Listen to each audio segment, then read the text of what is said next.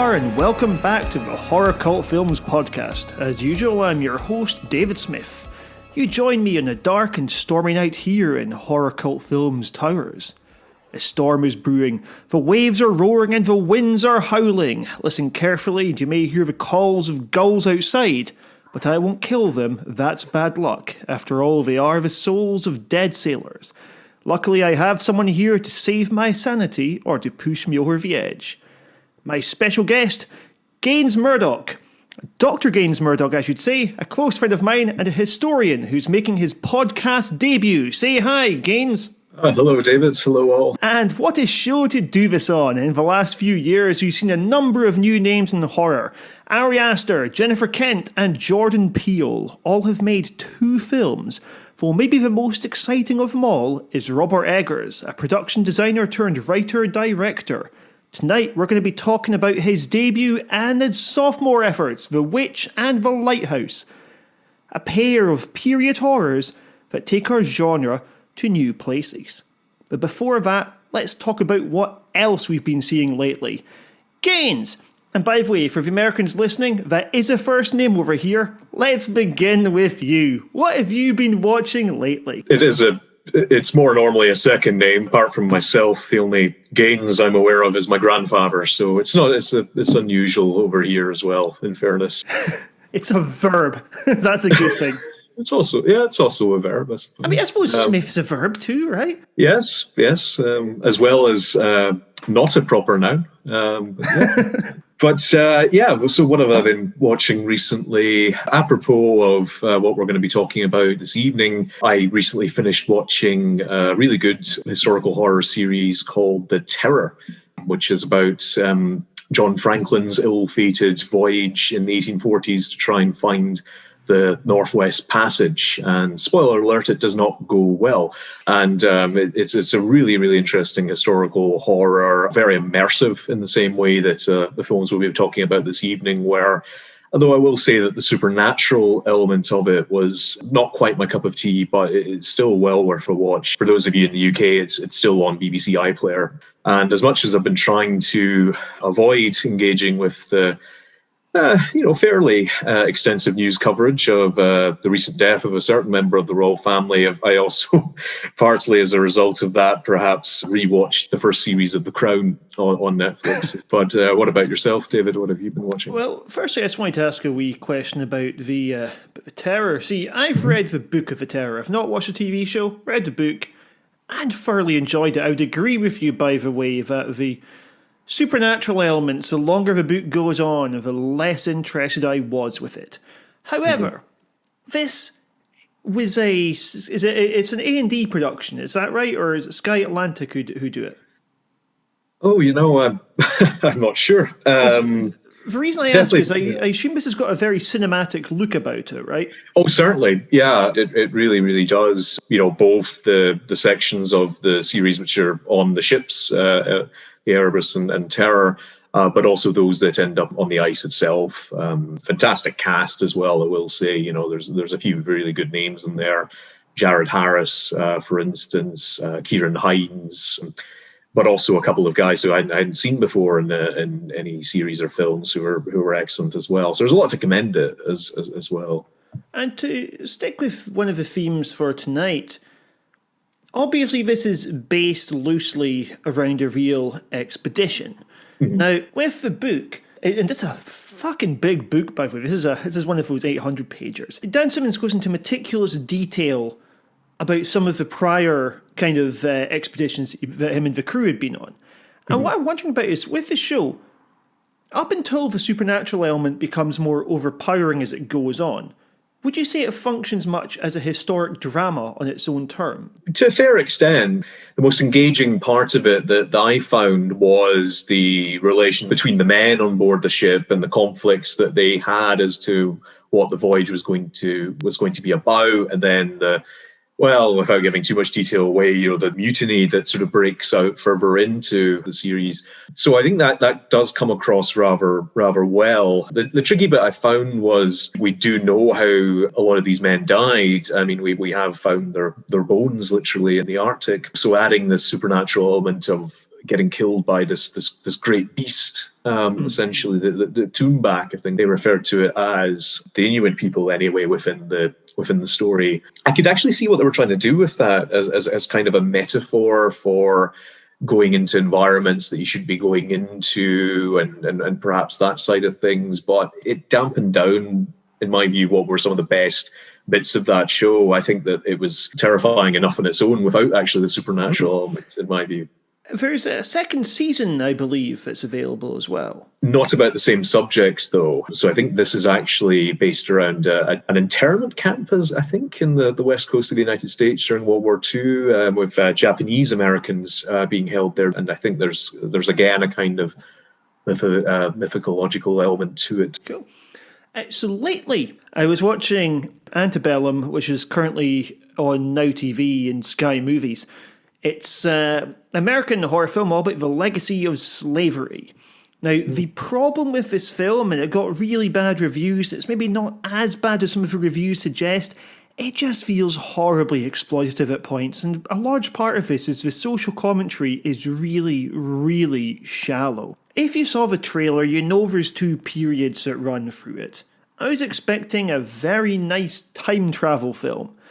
It doesn't really go that direction. It goes in a very different one and borrows very heavily from another movie, a very successful movie, and you're probably all thinking the name of it just from the way I've summarised the premise. That was not so good. In fact, I've seen a whole bunch of stuff that's not very good. I watched the two sequels to Urban Legend. Urban Legend 2, it's decent enough, but something it really fails to do is nail any form of group dynamic. You have a bunch of people who barely meet or interact, and you got a killer just offing them.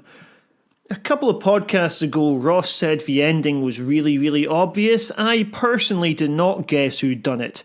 There was a particular person who just seemed so obviously the killer that I was latching onto them, and it turned out I was wrong, alas. And then, finally, Urban Legend 3. Now, Urban Legend 3 makes Urban Legend 2 look like Urban Legend 1. This was terrible. It's a supernatural urban legend film where they're using the myth of Bloody Mary.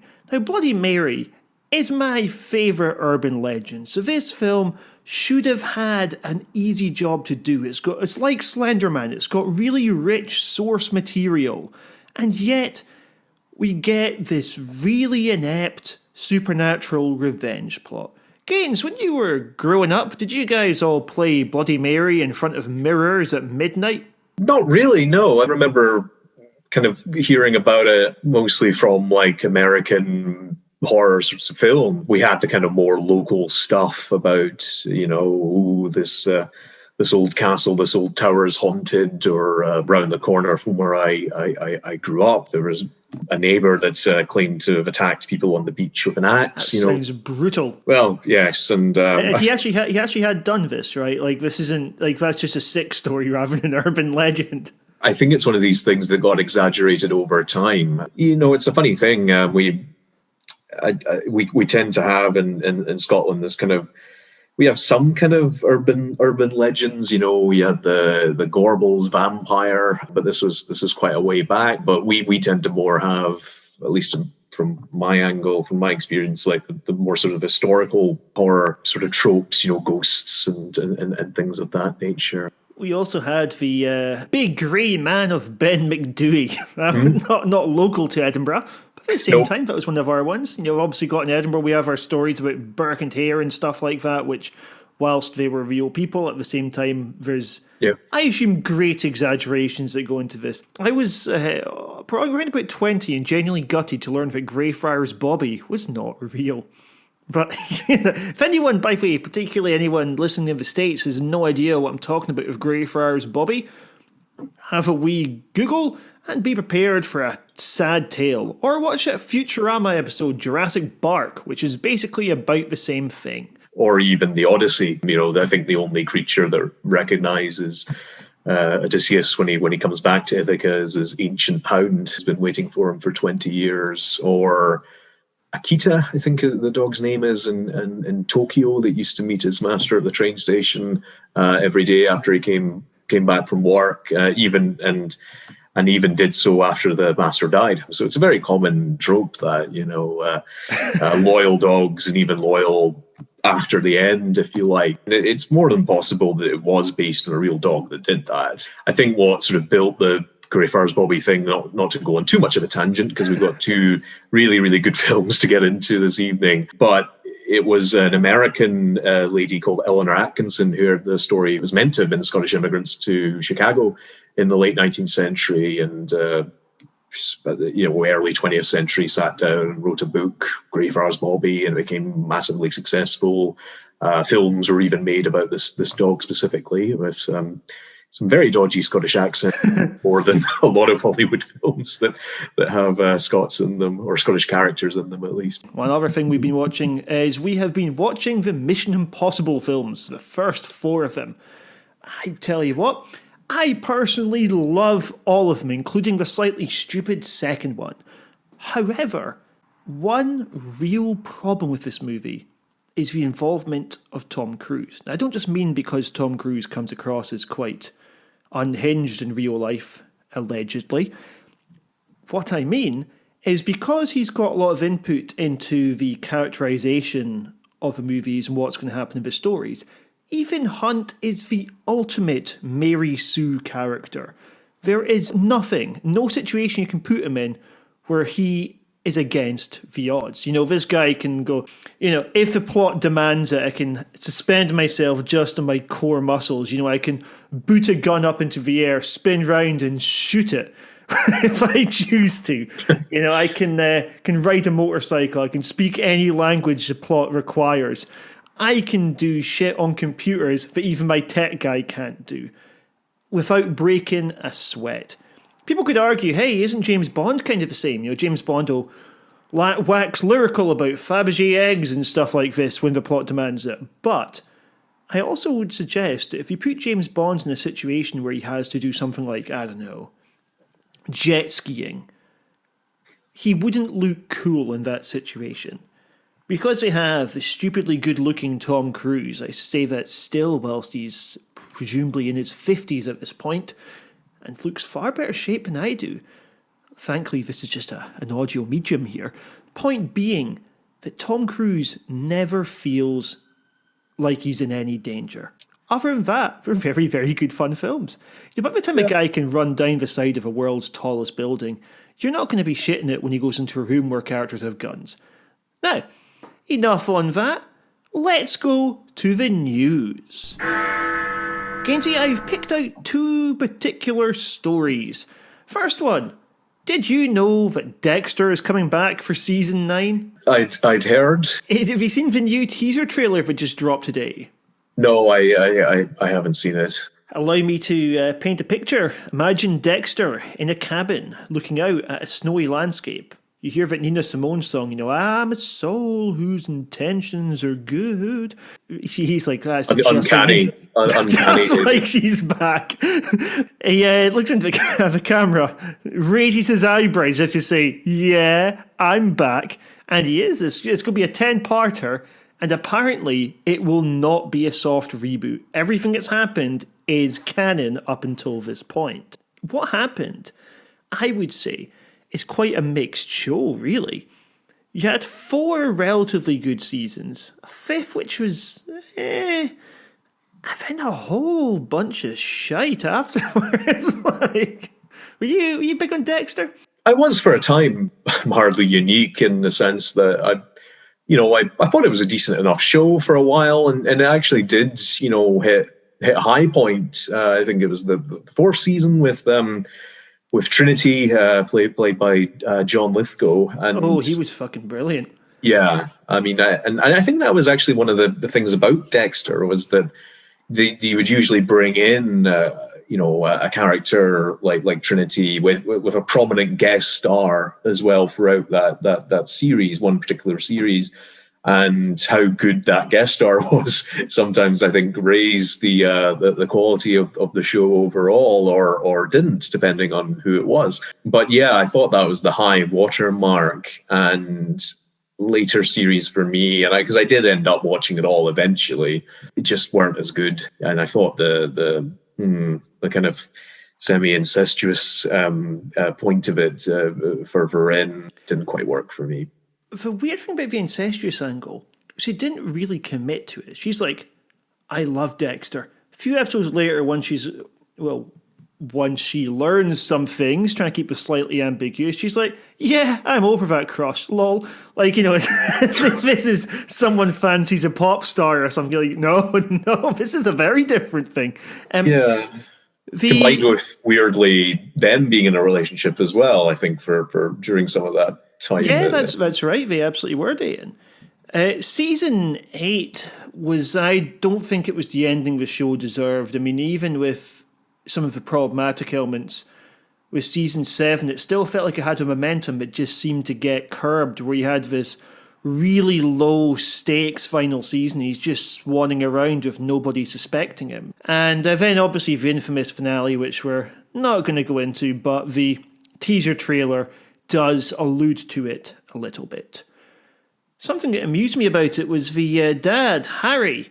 Harry was one of the worst on-screen fathers before The Witch, where, with Harry you have this situation of, I think my son's a killer. I know, I'm going to give him a code so he kills the right people. And it was consistent with the show's ethos of gradually turning into pro-death penalty propaganda as it went on. Dexter's motive change to my kill because I like killing to some people don't deserve jail. And it made for quite an uncomfortable viewing experience at points. So yeah, no, I can't say I'm all that excited, to be honest. It doesn't sound like you are either, to be honest. I will still watch it when it comes out, and then I'm going to fucking moan about it when I do watch it as well. And the other bit of news coming up is there's also a TV series of Let the Right One In that has now got itself a confirmed showrunner and director. So the showrunner is going to be Andrew Heindraker, who is most famous for Penny Dreadful, and also Seth Mann, who directs Homeland, is going to be the director on this one. Personally, as someone who's read the book and seen both versions of the film and also seen the play, I actually am quite excited about this. I think if Let the Right One In, neither film has really done the source material justice as a horror production. I say that as someone who loves the movie of Let the Right One In. It had to cut things, and it cut a couple of really good subplots out. So I'm curious to see if they bring that back.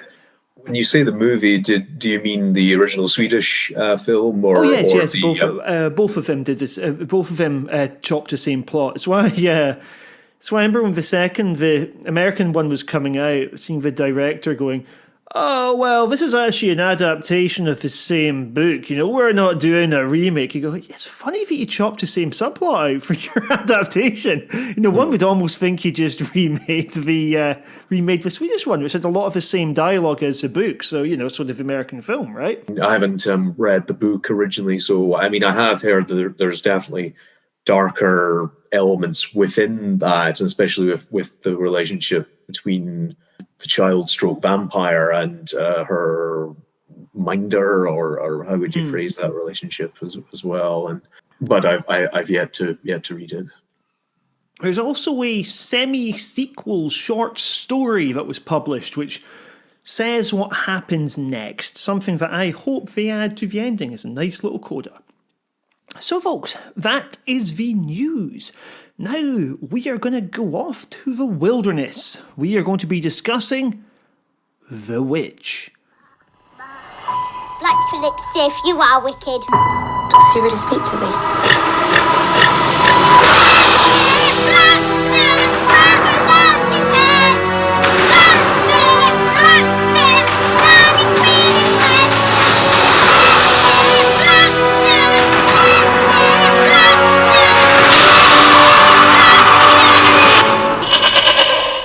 Clickety-clackety, we are back for The Witch. The first time I watched this, I was at a premiere with Sony Pictures. And when you would go into these sorts of screenings, it's usually a few weeks, maybe sometimes a month before the actual movie comes out. So when I saw that, I had absolutely no idea that it would be as big as it was. You know, some movies you come out and you go, that's going to be huge. You know, I watch a Babadook, I come out saying, that's going to be massive. I come out of The Witch and I think, that was amazing, but I had no idea it was going to be, like, seen as a classic. I had no idea it was going to be something that people flocked to the cinema to watch. Didn't seem like an obvious hit. Gaines, when you first saw The Witch, what were your thoughts about it? I went to see it after the hype had began to build, because it had quite a, as I recall, quite a truncated, time at the cinema. It was in and around for quite a while. And I remember hearing about it, and I think also hearing about it from yourself as to how good a film it was, and, reading various reviews. And I didn't manage to see it for a while. I think it came out over the summer of 2016, I suppose it would have been. And, at that point, I was very busy, and my job is given global events, mostly tour guiding in Edinburgh. And so our summertime was our very busy point. So I avoided seeing it for a while just because I didn't want to be in town for, up until the end of the evening always. So, but I made a point of seeing it in one of the very last showings in Edinburgh. Just went on my own at a ridiculously late time. It was about 10 o'clock at night or something, midweek. And going in and just amazing. If you were going to design a horror film for my particular kind of tastes or sensibilities, you could do a lot worse than The Witch. Great as a horror, not just the usual things you require, the chills and getting gripped by the story, but also just how damn immersive it was. The obvious amount of research and preparation that went in for it. Just I was so impressed.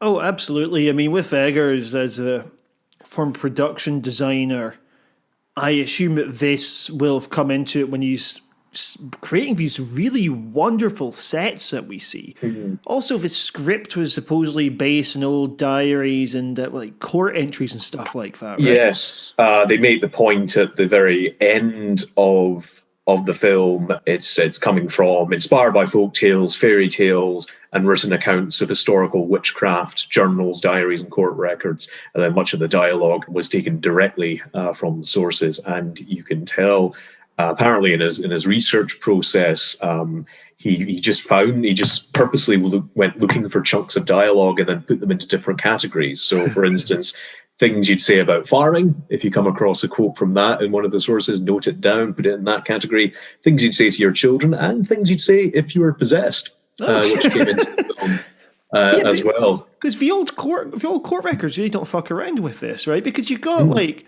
old court records that mention, oh yeah, this woman then turned into like a bird and flew out a window and stuff, and you're like, wait, that's bollocks. But at the same time, presumably other people would have had to like witness this. It'd be collective hysteria. For sure. And I think that, one thing that, Eggers, I think, was always trying to emphasize with this film was hammering it home to people that, people back then in the 17th century, the majority of people genuinely believed in witches and so on to one degree or another. I mean, I think there's sometimes a bit of a misconception that, modern conception that we have that people were just kind of very cynical about this and were, just using it to exploit things. I'm sure there were people as part of all this who that quite fancied old Widow McCleary's land and so wanted her to kind of get knocked out the way.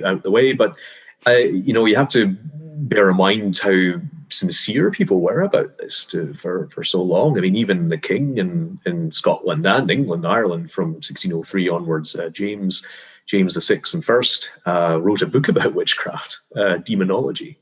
Yeah, because I think what I guess the appeal of witches would be here is you're able to use something relatively simple to explain something very complex. You'd say things like, all right, well, why aren't we getting our crops growing or whatever? Witches did it.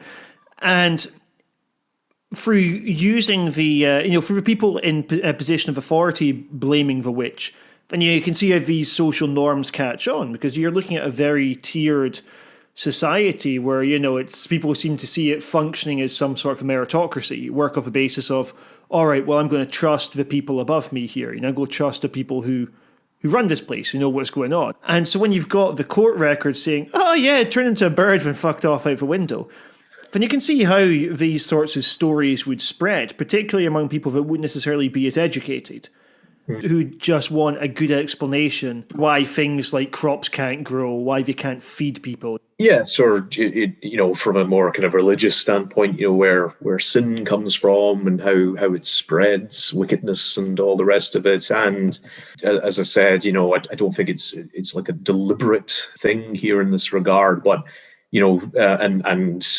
a proportion of people accused of witchcraft were men, 20, perhaps 25% were revealing, obviously, great anxiety within a society about women at the same time. Yeah, because in this case, one of the things the film touches upon here is the idea that women who don't appear to follow the same social conventions as others, women who aren't like the other girls, are the ones who are going to be accused of witchcraft. In this case here, we're looking at a Puritan perspective that's embodied by the parents. And here, this is something about their daughter's burgeoning sexuality that makes them uncomfortable. Something that makes them feel that there's something wrong with her. Yes, but at the same time, kind of ignoring the issue from looking at the elder son's point of view, Caleb. He multiple times in the film eyes up his sister's chest, which is something that she becomes culpable for in the dialogue. Yes. I think the mother, especially Catherine, makes mention of that. Using your feminine wiles or whatever it was she said. She also immediately blames her after the son Samuel goes missing. Mm-hmm. And I think that sort of plays into all the rest of the film. You see that sort of great mistrust, and perhaps she already had it to one degree or another towards Thomason prior to the events of this film, but with the exception of when William finally kind of fesses up and admits that it was him who took the silver cup, whereas the mother, Catherine, was blaming Thomason. That's the only kind of touching moment that I think she has with her daughter in that scene. Yes, up until the point where she dies later. That's right, folks, we're doing full spoilers here if you didn't notice the great big logo. Now, with William, let's talk about William. Mm-hmm. I love the character. Here's something so tragic here. He's got this fixed perspective that this Calvinist idea is correct, right? So as things get more and more wrong for him, all this does is make him feel like he's more and more right. And yet, this is a guy who wants to literally sell out his own daughter at one point, This is a guy who lets her take the blame over this family heirloom, over this silver cup.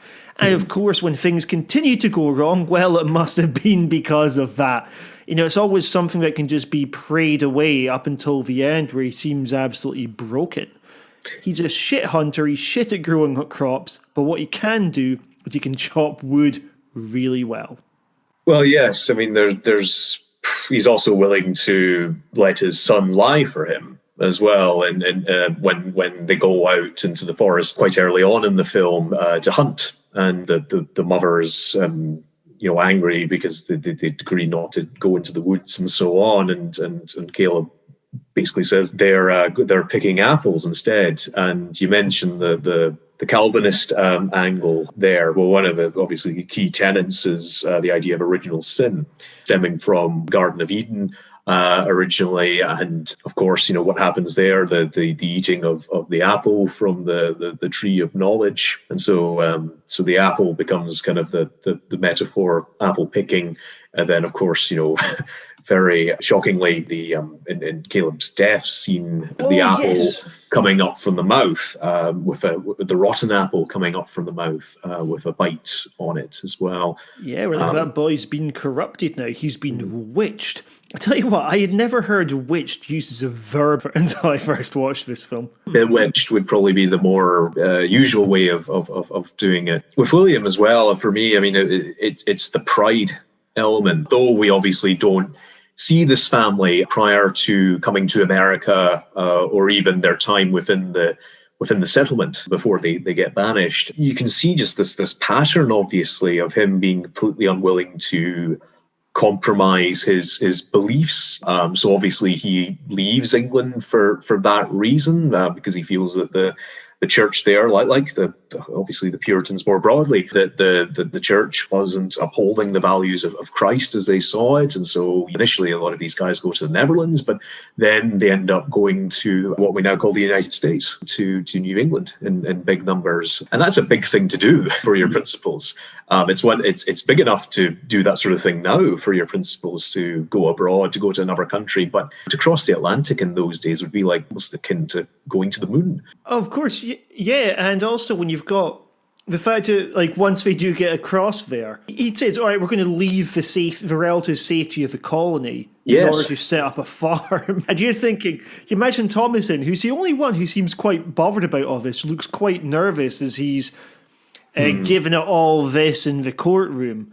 So even amongst people who are pretty, hard-line by the standards of the time, and certainly compared to, I think, most Christians today in terms of their beliefs, he thinks they're a bunch of softies, and we need to. I can't even work with them. I need to just take my family away from there. And yeah, I mean, it's remarkable, but it's just again and again and again. And I mean, what's also clear is that originally they would have had, by the standards of the time, reading between the lines, a fairly comfortable life. Thomason remembers at one point that the house back in England having glass windows. Very few houses in England during that time had any glass on their windows. And the Catherine refers to the home they're in for most of the film as a hovel. So it shows a kind of downward spiral. And that also explains why the guy can't hunt or farm, because I would have had, I think, a different job back in England, would have perhaps been a skilled craftsman, a trader maybe, or even perhaps a kind of yeoman farmer of some description, more from the sort of middling run of society at that point. It's really interesting because, when he's got that bit with the gun and it's apparent he's never used one of these before. We get the feeling that he's probably never done a whole lot of this sort of farming before. And I totally agree with you in the pride angle, but what makes it quite interesting for me is he's got this complex as if he's like Job being tested here. Everything's a test of his faith. And it's got to be justified at the end, because if it's not justified, then here's where pride comes in. He's fucked up majorly. He's made everyone leave this comfortable life into this really, really grim existence. We've got that after Caleb dies. Well, firstly, you're thinking, to lose one son, well, that's unfortunate, but to lose two, just carelessness. He goes outside and then decides to talk to Thomason about how nice the tree they have is. This is a denial about what's going on. You see his wife coming up against this, having this crisis of faith because bad things keep happening. She doesn't want to be doing this any longer. And yet for him, this is more a sign that he's totally right to do it. Well, I mean, the way Catherine refers to herself as Job's wife at one stage in the film. I think it's when they're talking in bed. It's that sense that, but I'm still right. And the denial thing is absolutely true. I think he's most skeptical about the witch, but it's not because he doesn't believe in them. I think that the crucial line with William is, I did not raise a witch in this house. So it's more the case that he refuses to believe that he could have possibly done that, rather than, I don't believe in witches. It's there are no witches in my house. So I'm a good father. And the performance is brilliant. I'd only seen, what's the guy's name? I'd only ever seen him in The Office playing Chris Finch. Yeah. I'd seen him play Finch in The Office, which is such a different performance. The actor's name's Ralph Ineson. That's the one. Yes. And here, he's all of the actors really, they deliver this 1700s dialogue beautifully. 1600s, sorry. 1600s, sorry, yes. They deliver a 17th century dialogue absolutely beautifully. And with him, I just think it would be so easy just to play him as an arsehole. But he finds almost a sympathy in him, like things like pride. It's a fellow thing. You can play a fellow as just being dumb if you want, but he shouldn't be. A fellow isn't stupid. He's monstrously insecure. Where there's a commendability about him is that he really sincerely believes he's doing the right thing. And this is why it's so tragic. You've got some parents trying to save themselves and their children from eternity in hell. And at the same time, all of them end up dead, and then one of them ends up becoming a witch at the end of it. I think the guy genuinely does love his children as well. I thought one of the most touching scenes was it was him and Caleb when they were going hunting, and Caleb breaks down and asking what has happened to Sam. Is he in heaven? Is he in hell? And it's so tragic because I think so much of William's problems is the straight jacket of his own belief system to a huge extent, where he clearly in that moment would like nothing more than to tell his son, yes, Samuel's in heaven now. We'll see him in time, and it's twisted in so many ways because, and I don't want to get into this so much, but I'm not a religious person, but my thinking would be that religion in those sorts of instances would offer you some level of comfort, the idea of the afterlife and seeing your loved ones again. But because of this belief system and the idea that if babies are not baptized, that they'll end up in hell or some form of purgatory, he can't tell his son that it's going to be okay, or his wife. And I found that just true. That's what people who would have held those beliefs would have been thinking and would have had to wrestle with. Absolutely. That sequence where he's taking Caleb out, Caleb looks so tiny with his absolutely massive gun here. And there's something about the idea of him trying to sort of sculpt this boy into his idea of a man here. But at the same time, he can't teach him from a long tradition of having done this himself. This isn't like Bear Grylls raising his kid here. This is a guy who's essentially making it up as he goes along.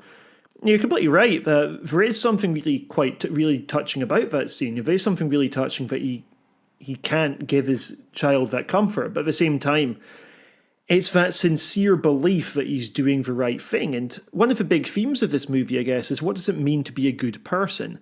We see at the beginning Thomasin, who's the black sheep of the family, because she's the one who wants to return to the colony. She's the only one who looks back when they're on the cart. Then we see her praying later, with feelings of guilt that she's expressing, presumably this doubting of her own family here. The interesting thing is that she's someone who's having this crisis of faith where she really wants to be okay with things. She really wants to believe what her dad is saying here, but she knows that it's not good. In a way, what we have is it's a very unconventional way of telling a coming of age story here. And for her, it's that finding liberation, which she does in a very unconventional manner. And we'll talk later about the ending and what sort of impression that leaves. But I really liked the contrast between the dad kind of steadfast confidence in all of this, and then you've just got her wanting the same kind of sense of righteousness that he has. She clearly, at least at the start, and perhaps throughout most of the film, has this belief, but the challenges and everything that comes with what goes on. And I was thinking to ask you how to read this film, because in my view there's one or two ways, whether we sort of look at it purely as a as a folk tale, because I can imagine a Puritan father or grandfather, gathering the young ones around the fire and sort of telling this tale or a version of it as a kind of warning to them. The idea of corruption and pride windering this family, and it becomes a way for the devil, for the witches to come at them.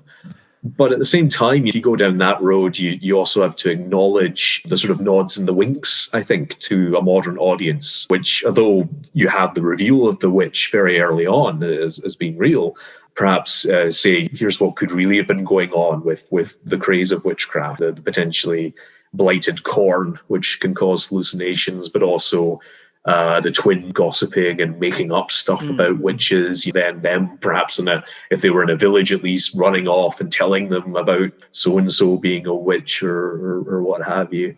So I was wondering how you kind of handled that idea. Okay, so I think you're right that there's quite a few kind of winks and nods to contemporaneous society. I think for me, the most important part of the film comes in through the, I suppose it's through the liberation angle for me. Mm-hmm. Now, the reason I think this film is so effective, a bit like with The Shining, you have this pressure cooker atmosphere, the dad with the axe, and the tension revolves around how long is he going to hold on for before he tries to kill his kid. And for me, the thing that just stuck with me was that, we're talking earlier about the kind of the psychological dimension of this seems to really revolve around the idea of confirmation bias, that everything that happens here for him is a sign of his own righteousness. And the further in that he gets, the worse this confirmation bias becomes, to the point where he's like, I'm going to put all my kids away into, we're going to cage them off from the rest of this farm. He's now becomes terrified of them. But I'd sort of thought, for me, what we have here is a really good piece of suspense and dread. That at some point is going to go over the edge. Now, as a modern audience, we are naturally going to be sympathizing with Thomasin because she's there in a society where she is deeply repressed. She's in a society in which she's just going to be sold off to another family in order to help her family here. She's going to be used as a means to an end here. Where it goes is ultimately not a happy ending. It's not like a ghost sister kind of thing. No. But still, when she signs up with the devil at the end of it, she knows what she's doing here. She wanted to quash her doubts about God throughout the course of the film. She wanted to be okay with accepting the social role, but she isn't. She can't cast away these doubts. She can't just conform and do what her family wants. So it struck me as she's been wrestling for faith, and by then she's going, I just wanted the love from God, and what the fuck do I actually have left here? Everyone is dead here. She's only one of them that feels bad about a lack of faith here. The others are all sure, and they're all dead. And so when she signs up with the devil, when she decides to join the covenant at the end, she knew exactly what she was doing. She's gaining a level of liberation and freedom that she'd never have enjoyed at home there, Sexually and socially, she can choose her next step forward, and that's something that she didn't have at the beginning. She couldn't choose to say, no, I'm going to stay in the colony. She couldn't choose to say, no, I'm not going off with that family here. She can't even defend herself and say, by the way, it was my dad that stole this family heirloom. So, she didn't. Sorry, I mean, it's a small point. I mean, I agree with all of that, really, but it was just a small point about, I don't think she knew that her dad stole it. So you're probably right that if she did know, she still probably wouldn't have felt able to do that. But I don't think she knew. That's more of it. Okay, yeah, that's more it, that she's immediately blamed for it here. That's right, yeah. And the bit where she's teasing kids, Jonas and Mercy, who must have a rubbish childhood, they're pointing out, going, she's a witch, and then she's like, yes, I am. She's relishing it. She's empowered. She likes the idea of people fearing her rather than people dominating her, having her being scared of other people. It's great that she leaves the shackles of this kind of oppressive system. You know, she takes her clothes off at the end, and that's her liberation, casting that away.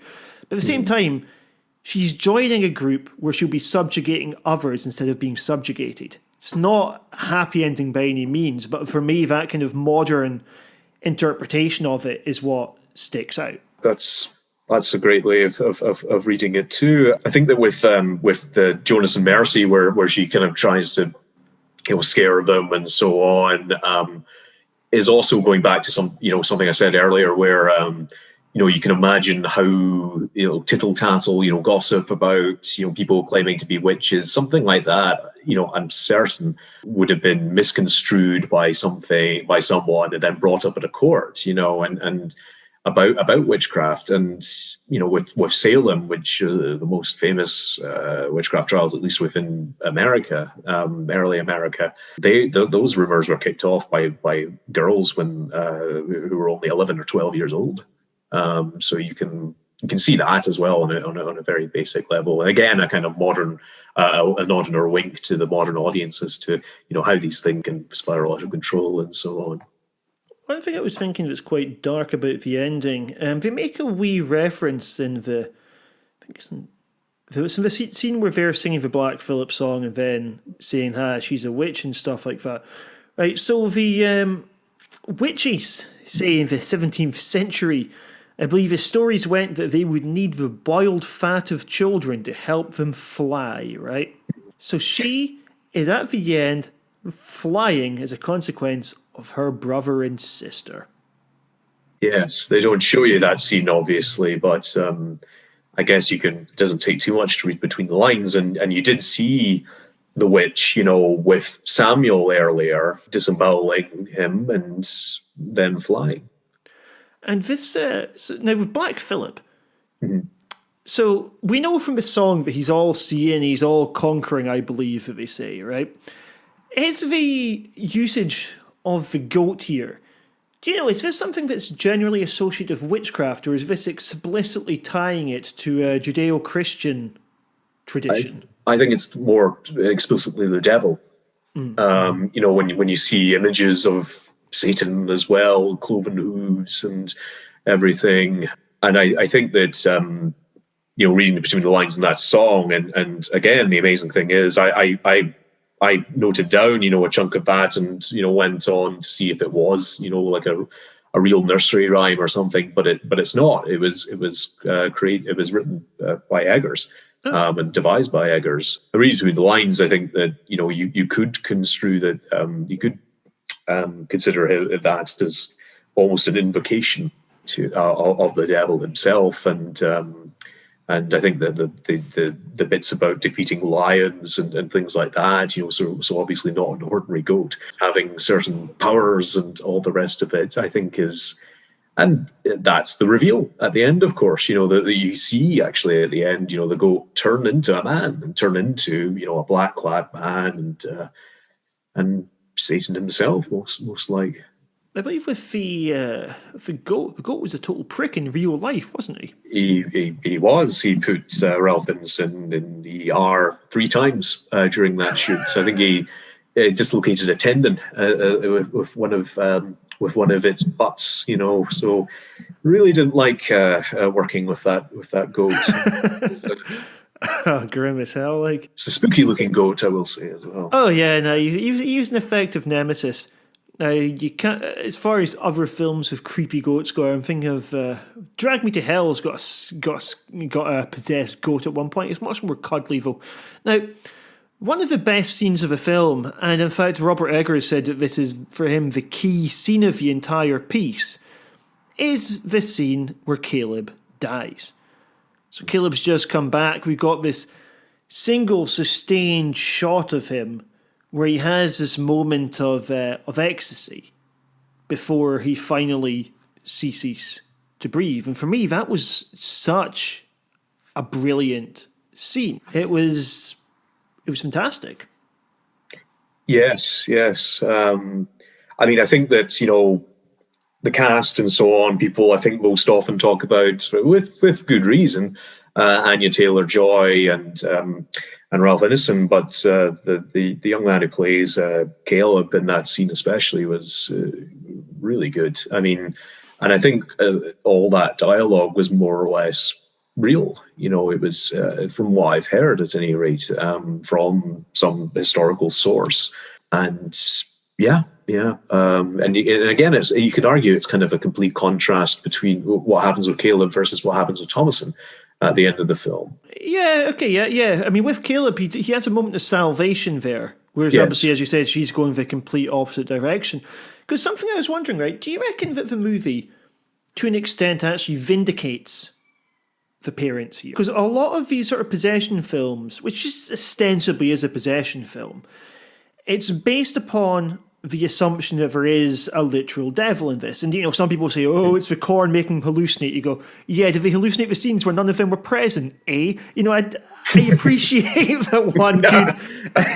I appreciate that one could take the interpretation, and fair enough. But, for me, it's not an ambiguous film.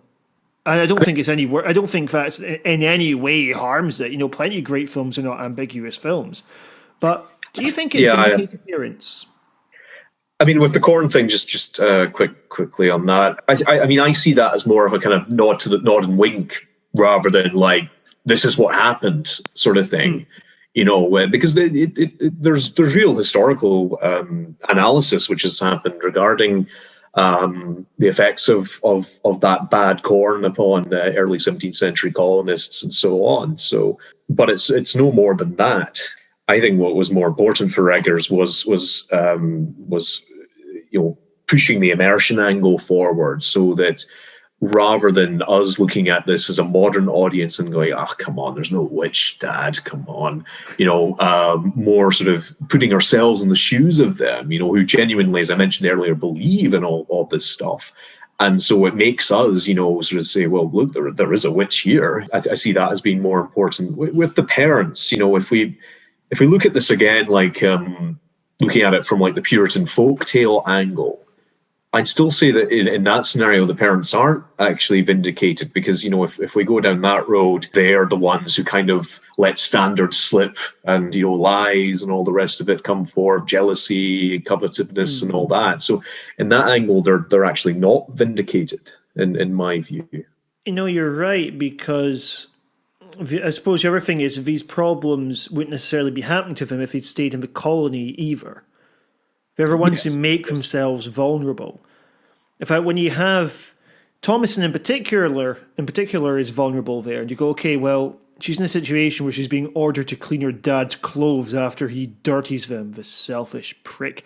And whilst I'm not suggesting for a moment here that the witch represents some sort of progressive modern day feminism, I think that it appears to be taking advantage of someone who can be scapegoated by her family, someone who's distant from her family, and someone who's, in this case, going into womanhood. In fairness, we don't know what the relationship was like between Thomason and our parents, prior to Samuel's disappearance to any great extent. And obviously, the blaming of her for that tragedy obviously colours the relationship between Catherine and Thomason. But I think you can surmise that these things are already there, and that combined with everybody being cooped up on this farm in the middle of nowhere and all the rest of it just causes it to break down. Absolutely. I think what we can interpret is that she's less okay with it than others. We open on her face in the courtroom here, and she's the one who's worried. The rest of the family aren't. The rest of the family are like, yeah, right on, go, Dad. She's like, fucking Dad.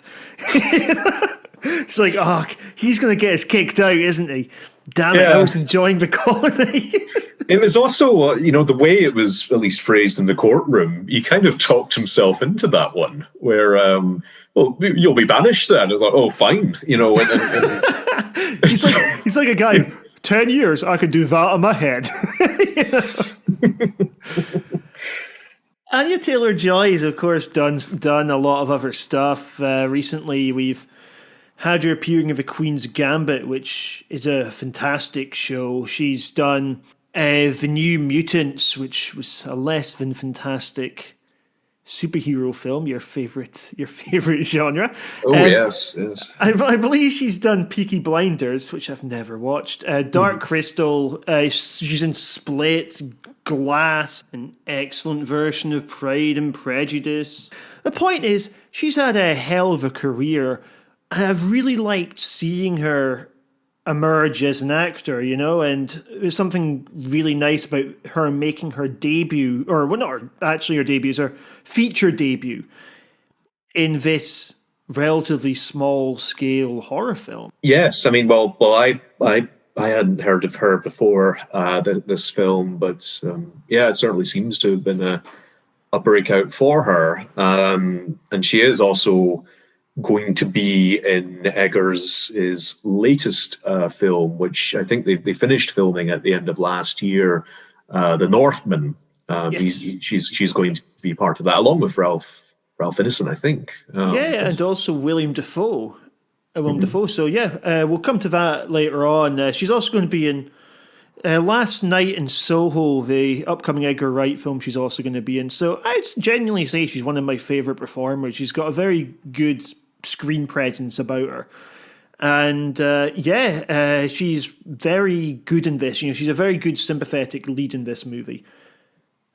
I think with Robert Eggers, I don't know how small scale this operation would have been, but there's not really star power here. He's like, when he plays Catherine, she'd probably be best known for Game of Thrones, right? Kate Dickie, yeah, Scottish actress. I mean, she's Red Road, which was a big independent film, at least in Scotland, about 10 years ago, I think. That's with all the CCTV, isn't it? That's right, the Red Road Flats. I think she's in Filth as well, actually, and Prometheus. But she's never in a particularly big role in these films. So, except for Red Road, I think she was the lead, right? So she was, yeah.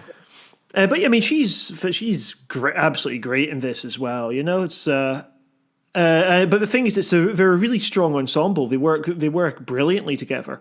They play a believable family unit.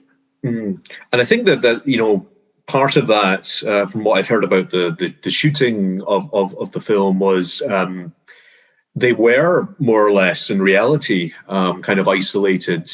He wanted to film initially in New England, but they couldn't find anywhere quite remote enough for his purposes. And I think he also, wanted to build things and all the rest of it to do with the farm and everything. So they go to Canada. They go to quite a remote part of Ontario in Canada, and they're staying in this very small town with one motel.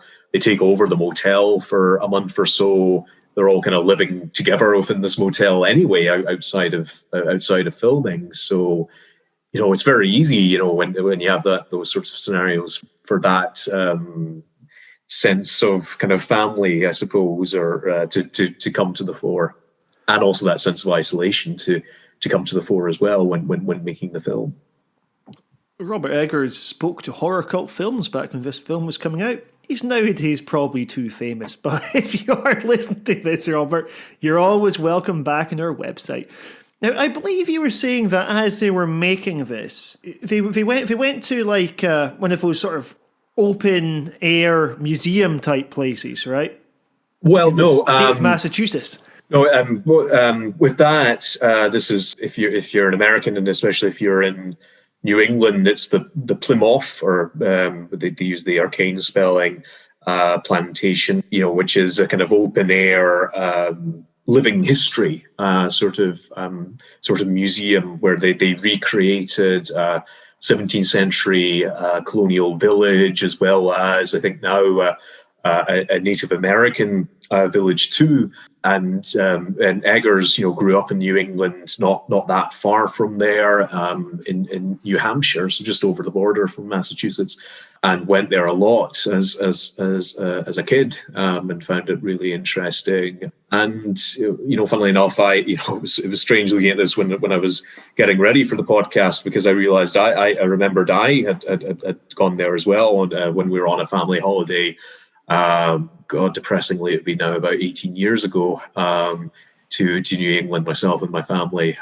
We had a nicer time than Thomason and Co.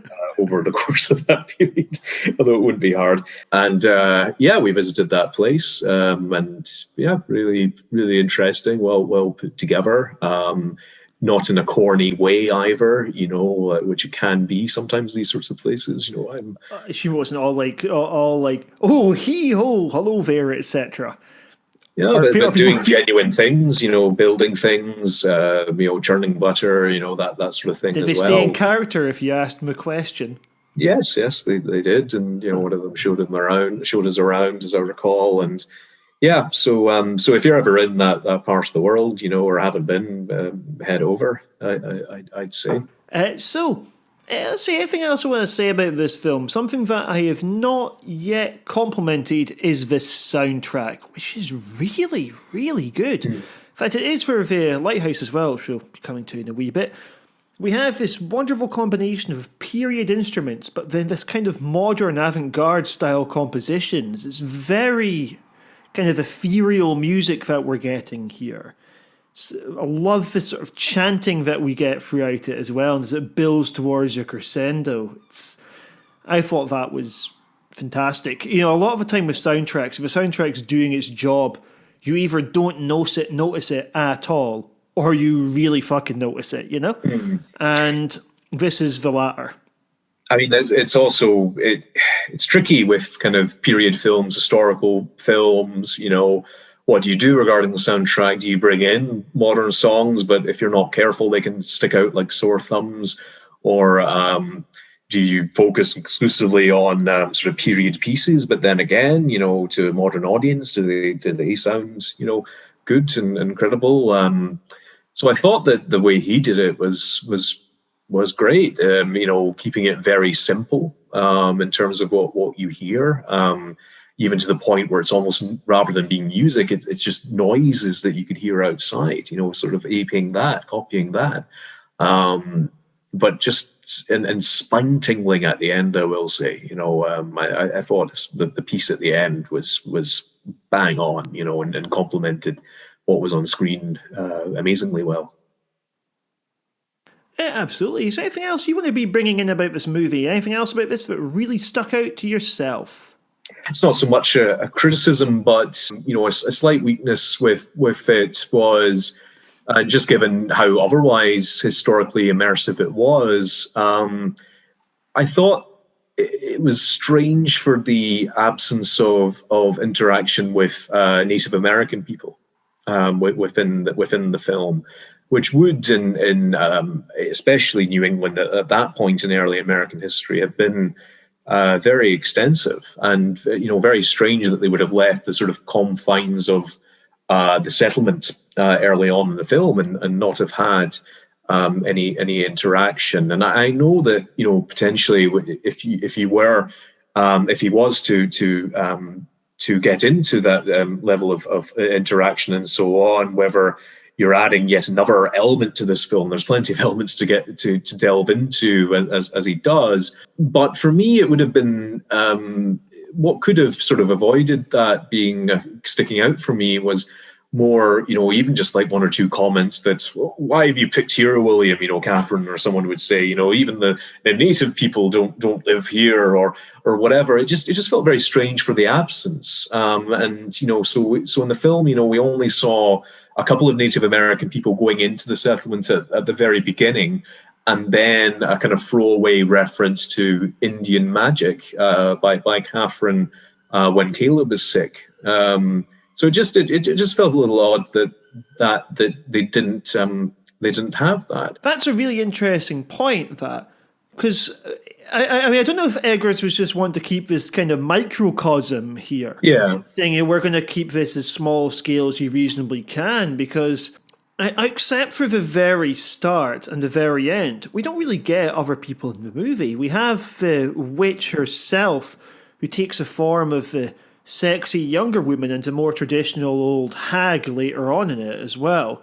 But we don't see them interacting when he's doing things like swapping a family heirloom for a gun. or anything along those lines. I just think in terms of acknowledging the absence, would have solved that for me, or at least gone a long way. But it was something that I'll admit I didn't notice at the first time I watched the film. But looking back, I thought, well, but surely they would have had interaction. Especially at that point, and. Now, folks, another thing that I enjoyed with this was the use of natural lighting and, of course, the atmosphere of a terrifying night. There's gales aplenty, and there's all sorts of spooky natural noises. So if I liked that in The Witch, you can bet that I liked it in our next movie. We are going to go forward a couple of hundred years, years, to go to the end of the 19th century, where we will be in The Lighthouse. Hark! Triton! Hark! Hello!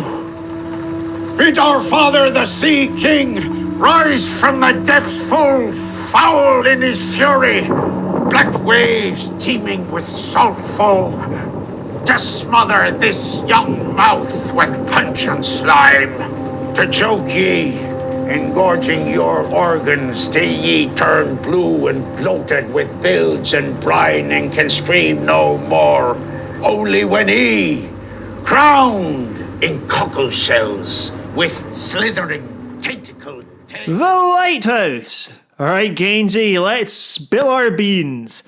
I personally like this even more than The Witch. The Witch for me is a 5-star film. The Lighthouse is a better 5-star film. This, more so than almost any other film I've seen, probably even ever, really puts you into the headspace of its characters. From the very beginning, we have this imposing from the foghorn before we even see the lighthouse, before we even see the characters, before we see anything, we hear it. And that horn doesn't stop blowing for the entire duration of the movie. Then, like you were saying there, the natural sounds, you got the waves, the gulls, the winds, got the noises of the toilets, the farting, before they even sit down and have a conversation with each other. It really, really was an immersive experience, this one. And the soundtrack was every bit as special as it was in The Witch as well. Yes, I wouldn't go quite as, it's more it's more just how much esteem I have for the first film, and I'd say they're pretty level. For me they're and I know you said earlier both 5-star films for you. I think they're pretty much in the same league for me. I guess for me, and this is just a kind of more personal kind of point as to why I kind of take this approach, is for me, The Witch was better about kind of delving into this era and this world that the Puritans in general inhabited. I'd say on paper, the Lighthouse is a kind of better horror, but it wasn't quite as as well-roundedly immersive, if that's in any way a phrase. The Lighthouse for me as The Witch, because you're getting into very specific territory and even more insular, of course, which is obviously part of a massive area of the film. But no, I still absolutely loved it. A really, really good film that, for somewhat sad reasons, I think a lot of people can relate to even more over the last year or so with lockdown and everything. Yeah, I think it's interesting to see it's more successful as a horror film, because to me, I think with The Witch, there's much more of a suspense narrative to The Witch and versus The Lighthouse. A lot of The Lighthouse is about boredom. A lot of The Lighthouse is about loneliness, and a lot of it, I could easily see people dismissing this as a movie in which nothing happens, which The Witch has a much more straightforward source of tension. I suppose with The Lighthouse, we're maybe thinking, well, one of these characters might kill the other at some point. It could go either way, which one's going to snap first. But I think with The Witch, there's much more of a sense of vulnerability about Thomasin than there is about either of these two guys. And to be honest, she's probably more likable than either of these two guys. Yeah, I wouldn't disagree with that. I think especially right from this, especially with, you've got the spoilers alert, Ephraim Stroke Thomas. You do get the sense more or less right from the start that this is kind of a sketchy guy. And and even though you are actually meant to feel quite sorry for him, I think one of the most relatable aspects of this film, although, very few of us could really imagine what it's like to work in a 19th century lighthouse, we can all imagine having a crap job. And no more than imagine, most people have done at least one or two in their lives, if not more. And being under the thumb of quite a pernickety and boss that at the same time frustratingly plays by his own damn rules. Yes, because with Willem Dafoe, right, there's something just so funny about his performance in this. There's a lot of black comedy that I think comes out of how much of a dick he is. He's got this division of labour that's completely on his side here. You've got Rob Pattinson's character, Winslow. We've got him lugging a wheelbarrow around left, right, and centre. Well, you've got Thomas just hanging up there by the light for most of his shift. Yeah. And I think there's just something really funny about this idea of what if you were stuck in an island? Would you ever be stuck by yourself or with him? Right? It's a great point. It's a hell is other people thing, In this case, that's his companion. I think especially for a lot of people, and I'll be honest, myself included, if it's got to be a choice, if it's a choice between one person or one other person, that's a hell of a thing. It's more easy if there's maybe another guy there, because obviously if you end up having tensions between one person and another, if you've got another person there, then it becomes a little easier. And the really interesting thing for me is that there is an inspiration for what transpires here. A real event, the so-called Smalls Lighthouse tragedy of 1801, which Eggers, I think, has said was proved to be a massive inspiration for it.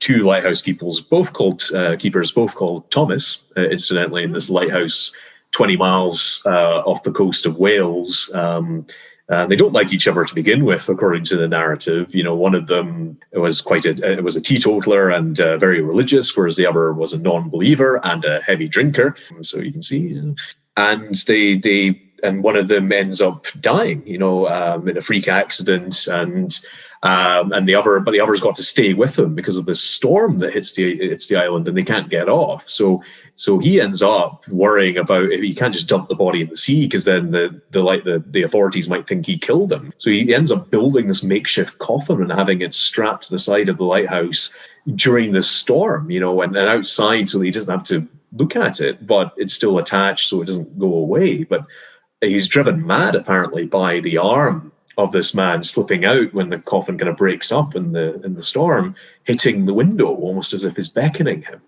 Something out of Edgar Allan Poe. Yeah, and funnily enough, Edgar Allan Poe wrote, or started writing at least, The Lighthouse, which was a short story that he had in mind, but he was meant to have died before he finished it.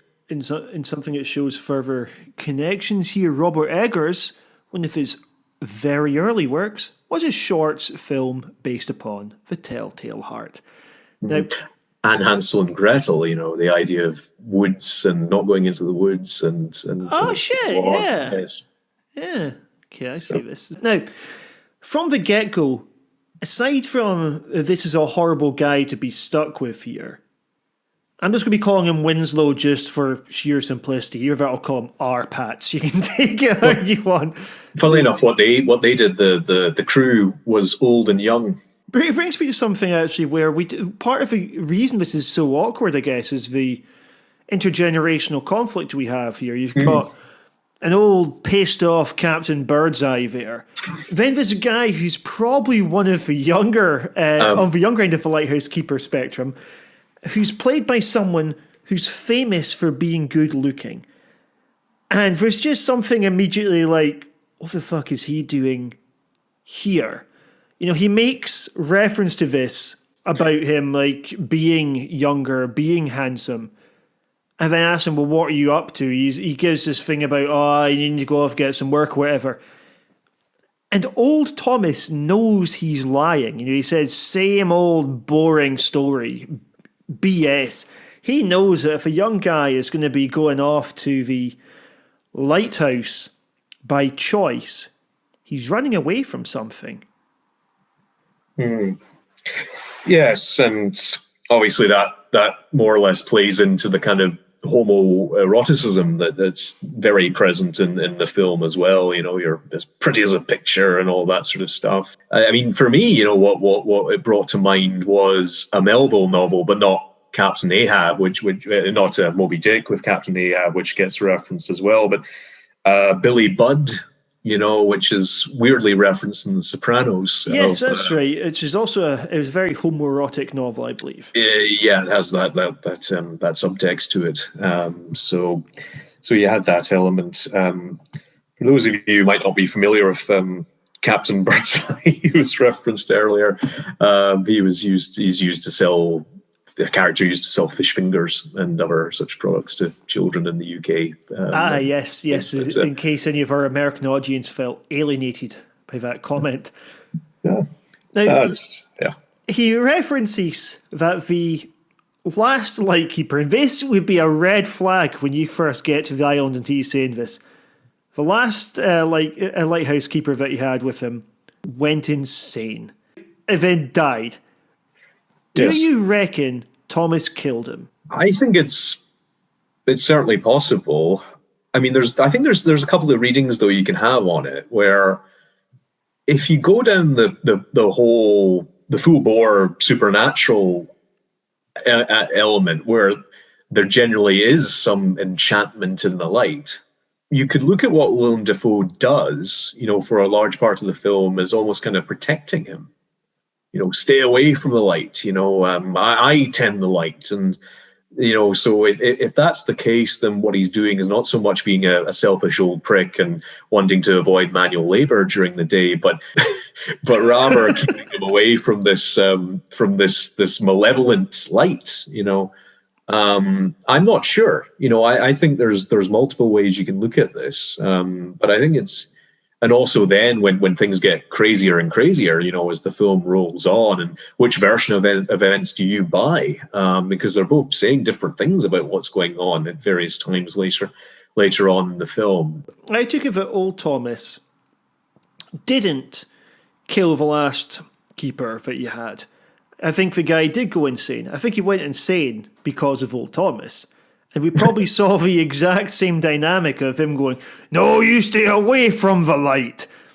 I don't think it's about trying to protect people. I think he's just like a big man-sized moth who's obsessed with the light and wants it all for him. And this is why we get these kind of allusions throughout the story of Prometheus. You know, him being the trickster that manages to get the light from God, although Prometheus in this isn't trying to give the light to the people like I believe he was in the original story. However, He does still have a very similar ending of lying there with his guts open, being pecked away at for all eternity by birds. With Defoe, though, I think an inspiration, at least in terms of how he looks, and there are similarities here between him and Proteus, who was not the sea god of ancient Greek mythology, that's Poseidon, but certainly a sea or river god who is also blessed with the power of prophecy, can see into the future. And Willem Dafoe kind of does that at certain points in this film. You know, when he curses Ephraim Winslow, over Tom, And at one point, even there's quite a sinister bit when he's singing softly to him just before they almost kiss. I will. What was the quote here? But I will give her my liver. Oh, nice catch, sir. I did not pick up on that. Of this point about where they almost kiss, right? Clearly there's, I don't even know if you could call it a gay subtext. I mean, it's just essentially text. You've got two men inside this gigantic phallus by themselves with a weird kind of, they go between being father and son and being husband and wife at different intervals in the movie. One of my favourite bits of it is the conversation about, you were fond of my lobster. Just say it. Which is like the I faked every orgasm sort of argument we're having here, And also the substitutes for a certain organ for a certain foodstuff, oysters or snails from the film Spartacus probably being the most well-known example of that kind of metaphor. But I think it's not quite explicit, but it's more than implicit. This is what I created as the backing story here, where young Tom killed the real Winslow, right? But I also read between the lines that the two of them had been lovers. Yes, I think the key for that is one of the masturbation scenes where he thinks about the mermaid at first, but then what pops into his head is the blonde head of the real Winslow for a moment. So got a lot of shame here. He's the guy who's trying to climax in what he sees as a heterosexual way. So he's got this little mermaid toy that he's essentially having a wank over. But then we get like the thoughts of, we got the lighthouse itself spinning in, which I believe originally that was going to cut to an erect penis as well after the shot. Yes, he was talked out of that though, yeah. And the tentacles, which are obviously quite phallic. And then again also relate to Proteus. Yes, That's how he appears with tentacles. And then you have even where he is like a kind of sea creature, in Patterson's mind towards the very end of the film, where they're fighting, I think. Yes, and also we've got those tentacles appearing where it sounds like old Tom is upstairs masturbating beside the light. He just hears him moaning gently to himself and these tentacles going past, whoosh. Along with when he's trying to picture having sex with a woman, and then she turns into she's got a fish bottom here, which he can't get himself into. Like, I found this kind of denial of his sexuality really interesting in it. I thought the symbolism, I suppose, of him going into what's the equivalent of the tool cupboard here, going into the closet to do this. If I one of the what the fuck moments. Considering they have a bedroom that admittedly they share, but they do not sleep at the same time, it's weird that he chooses to go outside to do that in the shed. Now, I was thinking, when old Thomas is leaning up there by the light and sees Winslow leaving the tool shed late at night, he knows what's going on in there. He makes reference later to frequent self-abuse going on in that tool shed. He's like, oh, aye. Yeah. That's in the logbook which Winslow stroke Tom reads at the end. And an interesting thing that I heard, I think in the commentary for The Lighthouse, was there were other sentences in that logbook which were cut, and one, I think quite a revealing one, was "he frightens me," and apparently again these phrases were from real logbooks, including the self-abuse one. Because we're looking at a society at that point where there would be such a social stigma about being gay, and you're also looking at a situation where the two of them are in a very intimate place. It's just them as the only source of company with each other. Yeah, well, not just the social stigma, of course, but in many countries, including the United States at that point, it's illegal. It also got me thinking of, we might reference The Sopranos earlier, where you've got Tony with a similar kind of toxic masculinity to the characters in this, saying like, oh, well, you get a free pass if you're in jail. And I was wondering if you take the same thing, that you get a free pass if you're stuck in a lighthouse with just one other person. Kind of inevitability, within that time, and at a point where you had sort of mini societies of basically being all men, and not just within these lighthouses, but the Navy, which Thomas Wake was in before becoming a lighthouse keeper, and indeed if you're stuck in the very north of Canada, presumably with no one else really around, cutting down trees as Winslow was doing earlier. Yeah, this is true. They both choose jobs that necessitate isolation. I suppose one of the differences here, if we can believe what he says, with old Thomas, we know that he's got a family. Yeah, that's true. Yeah, he references he's been away for 13 years, I believe he says, or he was away for 13 years, or 13 Christmases. I took that as he's away continuously, or at least he was away for most of the year each year. I mean, what do you think is his motivation? Why is he there? I mean, he makes reference about not having a good relationship with his wife, at one stage saying, I think, about the Navy or the sea, that a finer mistress than ever I had with my wife, or what I'm misquoting, but that's more or less the gist of it, and doing an appalling kind of Captain McAllister kind of voice there as well. But I think that's certainly part of it, not having a good relationship. But I'm not so sure. I can think a couple of ways on this one, to be honest. I mean, I was unsure about what got him into it specifically, although I did think a large part of the tension they had was that for old Thomas, this had been his way of life for presumably decades. This is presumably all he really knew. Yeah. And the idea of this cocky young upstart coming along, that struck me as an interesting tension there. And, he's not going to be accommodating this guy. They have to share a room, they have to share a toilet together. And he's not going to put up with this guy being a recovering alcoholic. Well, they wouldn't have had the concept of alcoholism per se at that point, at least not the same awareness that we would have of it now. But at the beginning, young Thomas specifically references that he's trying to give up drinking. Now, presumably, the alcohol is something that will have pushed him towards killing the real Winslow. He says a guy who's ragging on him, I wonder if they were driving along and Winslow is trying to make him, like saying, look, what happened last night, or what we've been up to lately, I want to carry on with this. And this guy's in such denial that he's been boozing, he kills him. And yeah, that's the sort of backing story that I took from this.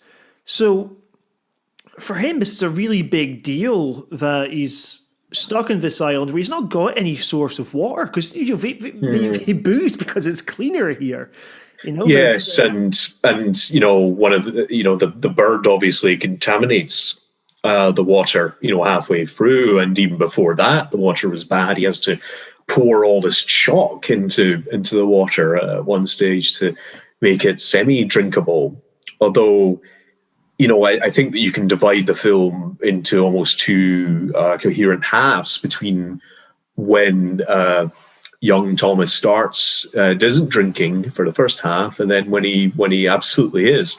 And for me, it's a remarkable shift, because the tone changes so much. It goes from being quite a sort of slow pace kind of thing to getting crazier and crazier. And it kind of shows both sides for me of drinking, where all of a sudden, they're in, at least on the surface, better spirits. They're laughing and joking and even dancing, but at the same time, violence and hate creeping in it as well. Oh, absolutely, yeah, because the alcohol is something that they do at points. They bond here. You've got a bit of drunken catharsis where they've got their sea shanties. Mm-hmm. At the same time, whilst they're pissed as well, this is where you start getting these tensions arising, like, you're cooking shit and stuff like this. Like, and then the bit where he's saying, come on, please, let me see the light. And he's like, no. Yes.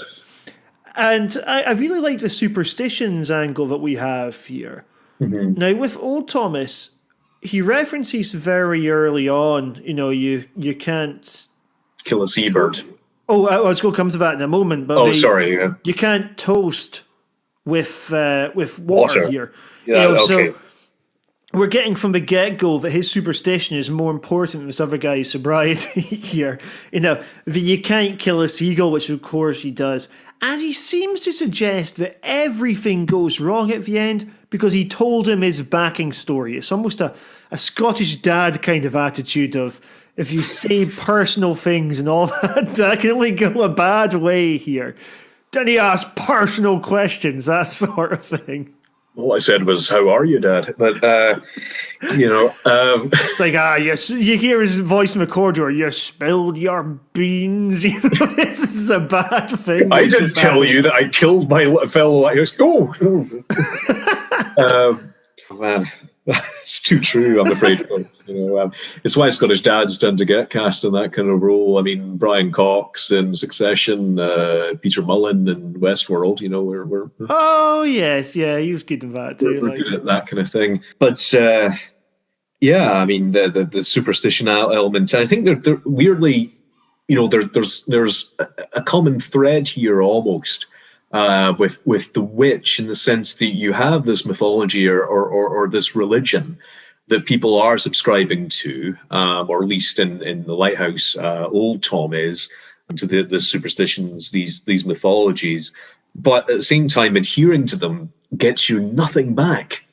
You get no comfort for losing a child, when one dies in the witch. And then even before, Winslow kills the seabird, he's getting treated like utter rubbish. There's this one-eyed seagull that's more or less stalking him, and it's miserable. And so all you can expect from adhering to this is just that they won't shit on you too much and cause a storm, which means that you can't leave. It's not that, following the rules gets you anything, or at least it seems to. The lowest point, and they actually become closer after this has happened, probably because he's reached rock bottom and goes, I need a drink.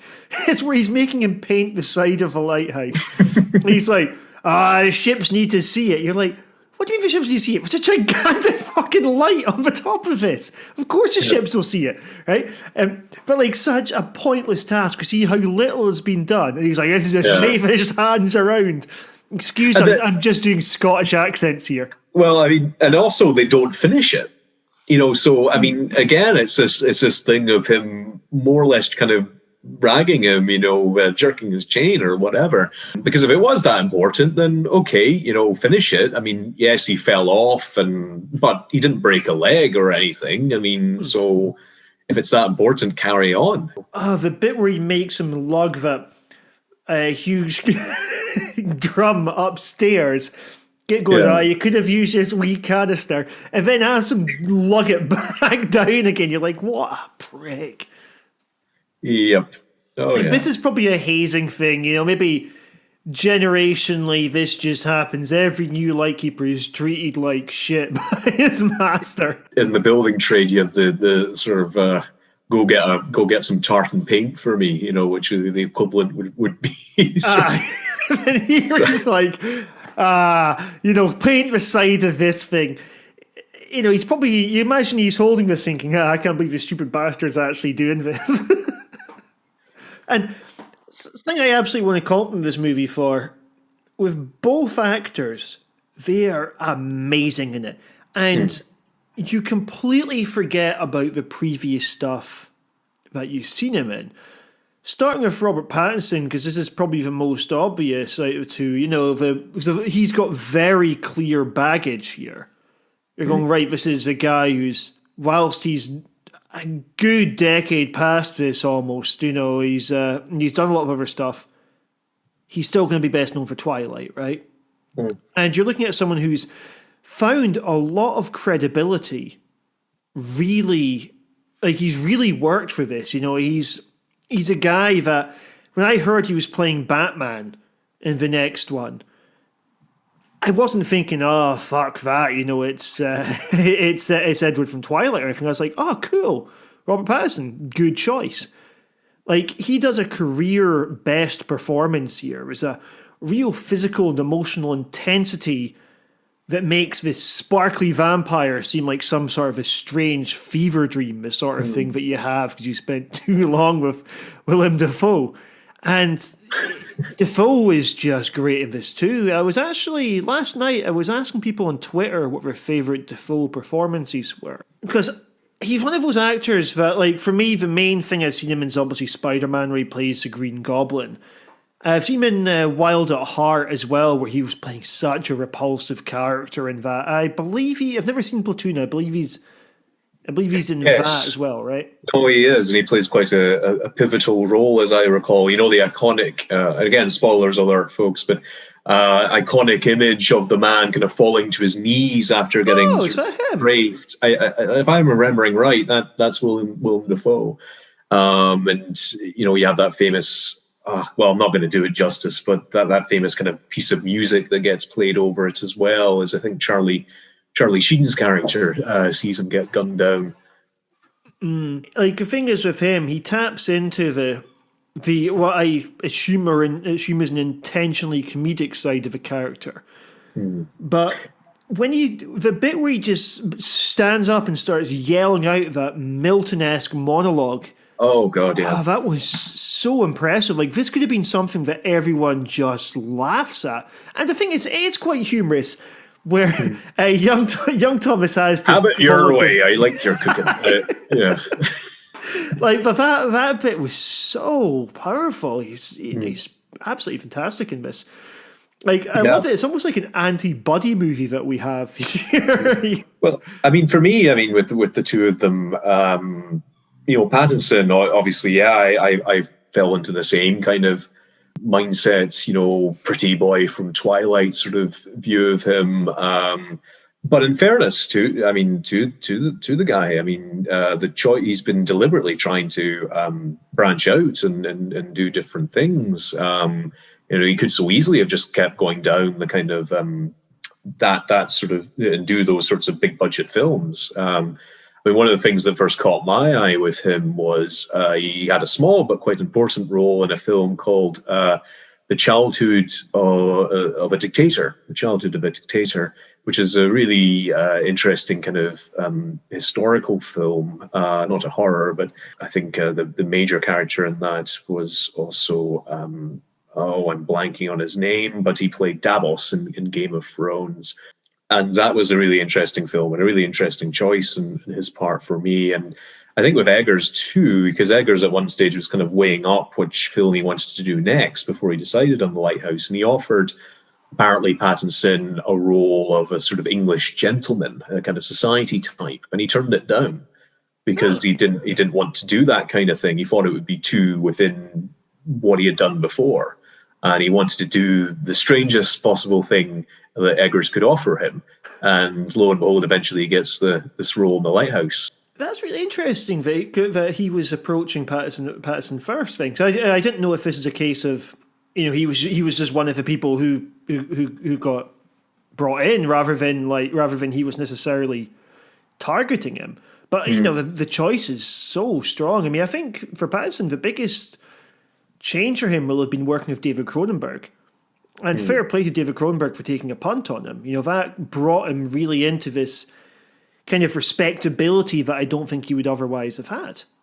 With Dafoe, I mean, I think what you really see in that scene you mentioned with the curse, the monologue, is, and something I didn't appreciate until kind of looking into his wider background coming into this podcast, that he's got a very strong theatre background. And, you know, that monologue, I had to check, you know, that it wasn't a quotation from something like The Tempest or something like that. But it was incredibly well delivered. And you'll notice that he doesn't blink once during that monologue. His eyes are just popping out of his head. And it's it's incredible to watch. One could probably quite reasonably say it seems like both the brothers Eggers and Defoe kind of showing off here, and fair play, they've got a lot to show off. They do such a great job there. As other things with this movie go, where we have the kind of the explicit horror sequences in this, and there are some, they're incredibly effective. The kind of grotesque images with the tentacles and the bit where he, so cathartic for me in Aberdeenshire, the bit where he beats that seagull to death, smacking it, going, letting everything out on that. Bits like that stick with you. The final shot of the film sticks with you as well. And just like with The Witch, we have such a good sense of inevitability about the whole thing. With both The Witch and The Lighthouse, we see the characters thrust into this isolated situation that we know is not going to succeed. Anyone walking into that, aside from it, they know it's a horror film, so of course not just going to have a right old jolly time of The Lighthouse. We can believe that either one of these men is going to kill the other. It's just figuring out which way it's going to go, which one's going to snap first. I mean, I guess that maybe this was inevitable because they framed it mostly from Patterson's character's perspective. You're mostly seeing the film through him, and I wonder whether you think that it would have benefited from more going back or forth, or maybe you'd have ruined one of the key points where Defoe's kind of more obviously mysterious and so on. But then again, you might have had greater levels of tension, because for me, I always thought that, it's going to be Patterson who does him in at the end, if because that's the way it's kind of building. I think it has to be told from his perspective, because he's the one who we come to believe he's losing his grip on sanity, whereas we also assume that old Thomas has already lost his. And maybe what we're seeing is this guy is your future. This is who you're going to end up being, which is in line with the kind of father-son dynamic that we have, where with Patterson's character, he wants the validation of this guy here for large parts. He wants a father figure like him, which is why it's so strange when he then becomes like the husband and wife, and at the end where he becomes the dominant party, he's leading him out like a dog. Yes, booting him into the grave that he's dug, if we believe that that's meant to actually be happening, and then presumably works as a metaphor of him burying his feelings for him literally here, just like he literally buried his feelings for the other guy by killing him. No, I mean, I think that's obviously why when he does see the logbook, he's so hurt, because firstly, if he didn't give a crap about what this guy thought about him, then he wouldn't care, that he's saying he's a lazy or prone to self-abuse or whatever. And also, you wouldn't even, by this point, if it was just about this, be so worried about your job, because after spending all this bloody time on this lighthouse, presumably the last place you want is, I might get some leave and then I'm going back to another lighthouse, So clearly, absolutely, he's devastated by what this guy's written, and it's a personal thing, a betrayal. So, out of curiosity, I'm sure you'll know this better than I. Do you know what sort of period lighthouses would have stopped being manned in that way? Well, the very last, as I understand, in the UK was the 1980s, but they were becoming fewer and fewer by that point. They having machines and so on to do it instead. I mean, the interesting thing about the Smalls Lighthouse, what happens after that, at least within the UK, so I don't know if this happened in America, but with the UK after that tragedy, they always had 3 people in there rather than just 2. That's absolutely crazy, the thought that after humans had walked on the moon, we still had a couple of decades before we mastered having a lighthouse that operates independent of people. Yeah, but then again, people might 50 years from now might look back at our time and think, how did these guys still have people driving trains or driving lorries or whatever? It would seem very arcane to them. And I guess part of it was just, it was such a long tradition, hundreds and hundreds of years of people manning these buildings, and especially if in the UK, because we've got so many kind of stormy seas, rocky shoals, islands where ships could crash into if I was about to say bump into as like like a wee delicate.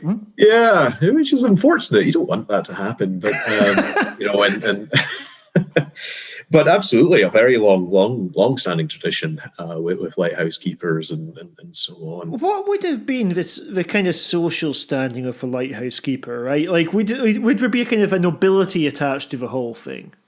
I think for a lot of, respected kind of profession, it would be by the standards of ordinary jobs, well paid and everything, and you would have had a pension. The funny thing is, you would have had some, depending on which lighthouse you're posted at, some opportunities that you're this would be really merging the lighthouse with the witch, but some possibilities of your family also being a part of it. So not all the lighthouses were like off on an island where you were stuck for ages. Some were just on the coast, and you could have a comparatively normal life. So I suppose your circumstances really did depend on where you were posted. And I think he wanted to make the point with this lighthouse, Eggers, that it was very remote, which is partly why it was in such a terrible state, because lighthouses generally were a lot better kept than that, and they had quite sort of high standards for maintenance and everything. But inspectors would actually come quite often to make sure everything, for obvious reasons, because you can't have the whole thing failing. There's dire potential consequences if that happened. It was crazy that this one was not nominated. It was nominated for a technical Oscar, I believe, but it's crazy that Defoe was not nominated for supporting actor.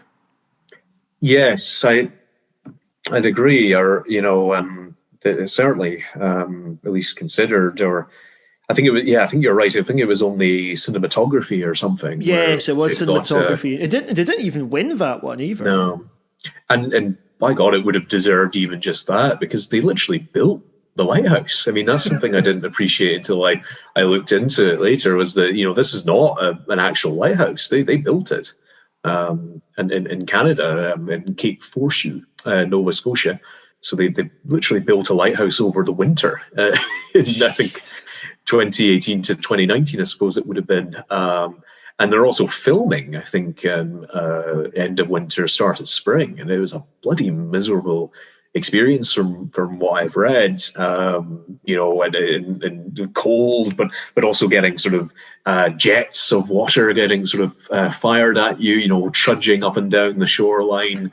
So therefore, those faces that they have when they're miserably going about their work is not hard to act that. So again, it's just how the shooting, sort of massively builds into the performances, and therefore allows us to find it more immersive. I understand. Eggers was also meant to be a total prick to his actors, wasn't he? Like having them do manual labour for hours and things. Yeah. And I think with Innocent, the Eggers kind of made a lighthearted comment. I saw him and Innocent were getting interviewed and said, well, we had some beers at the end of the shoot. And then Innocent kind of interjected and went, well, not me. I had to lose 25 pounds for this role, and I wasn't allowed to drink. And that's quite something itself, because, I mean, if you see Ralph Ineson in other films, I mean, he's not a fat man by any stretch. No. I mean, oh, God. With A24, it seems he's got some really good partners there, because I mean, A24 are almost becoming synonymous with quality nowadays. You look particularly at their horror films recently. You've done Hereditary, The Lighthouse, Midsummer, The Witch, The Killing of a Sacred Deer, Climax, Green Room, Saint Maud was them, and I believe Under the Skin and It Comes at Night were also by them too. So, they've done shitloads. In fact, actually, a very similar one to this in terms of the vibe, or actually some more similar to The Witch, is have you seen The Black Coat's Daughter yet? It's also called February. No, I haven't seen that. Well worth seeing. It's on Netflix right now. In the UK, it's called February. It's called The Black Coat's Daughter in America. And it's similar style to The Witch. It's brilliant. Whatever name people watch it by, that is also A24, and it's fantastic. That's a great back catalogue. I didn't realise that the one studio had made all those. Oh, some they just distributed. I've seen most of the ones you listed, and they're pretty damn good. I believe they've done some less quality things. A lot of people don't like Tusk, for example, which was them. And a lot of people didn't like that Hole in the Ground one that they did either. But yeah, by this point, synonymous with quality. I think they're doing the next Robert Eggers one as well, which we'll be coming to in just a moment. Have you got anything else that you want to be adding about The Lighthouse at all? This is more just a small technical thing, I suppose, but there was a couple of things when listening to the commentary that that Eggers mentioned and found interesting and kind of shed extra light on it. But during the film itself, without knowing these details, I don't think there were just a couple of occasions where I don't think you could come to that conclusion. So, for instance, in the commentary, he pointed out that one of the first things that Winslow Tom does when he comes into the cottage is try and get into this desk. So that immediately establishes that he is kind of a sketchy character, and we shouldn't trust him that much. But I don't think that when you watch the film bit of it, the actual scene, that there's enough to really get that, to understand that. And there's just one or two bits like that he mentioned. And I just thought it was actually just too subtle, in terms of what they were putting on film, on screen. Obviously, with your audience, you want to show, not tell. It's like writing a good book, a good story. But sometimes when you're too subtle, you miss the point, or you don't make the point that you want to make, rather. Yeah, I think that's fair. I wouldn't have necessarily picked up on that as much more of a curiosity. I didn't pick up on that as someone who, that this is a reason not to trust him. Something I'd like to add, I mentioned earlier, the real strength of this film for me comes from making the audience feel what the characters feel. Mm-hmm. I really couldn't think of another movie that does an unraveling quite as well as this does. Two characters just really losing their grip on sanity here, or at least one of them who's still got sanity to lose, the other who probably doesn't.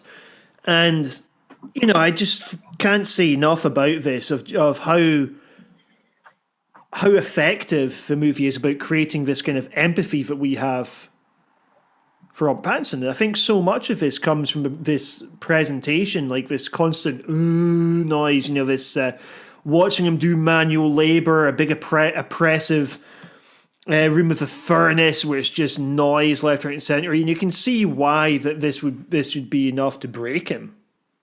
I can't think of other films that do that as well. You're doing all that, and then you're getting told by an angry old man that you haven't done it properly or quickly enough, and absolutely. Even though you because that is a challenge in of itself, and even though you have suspicions about this guy and who he is and what he's done and all the rest of it, as you're right, you still have this real empathy for him in this instance, which is a testimony, to the writing, but also to Robert Pattinson himself and his performance. Absolutely fantastic. And it makes me excited about seeing whatever Robert Eggers does next. On that, let's start wrapping up.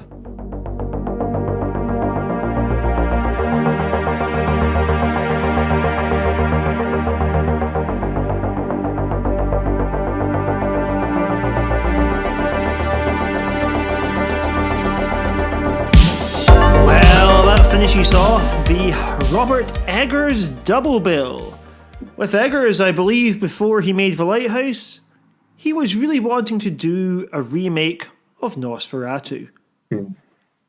The idea of a relatively new director tackling that source material in a way that could have resembled a very different Greek story from the one here. It could have been like Icarus flying too close to the sun.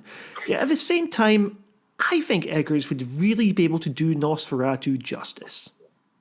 You a fan of Nosferatu, Gainsey? Yes, I mean, it's been quite a long time since I saw it, but, you know, you can certainly see how, you know, it's the genesis for so much of what comes through in horror over the next century, because I guess it nearly is a century since it was made.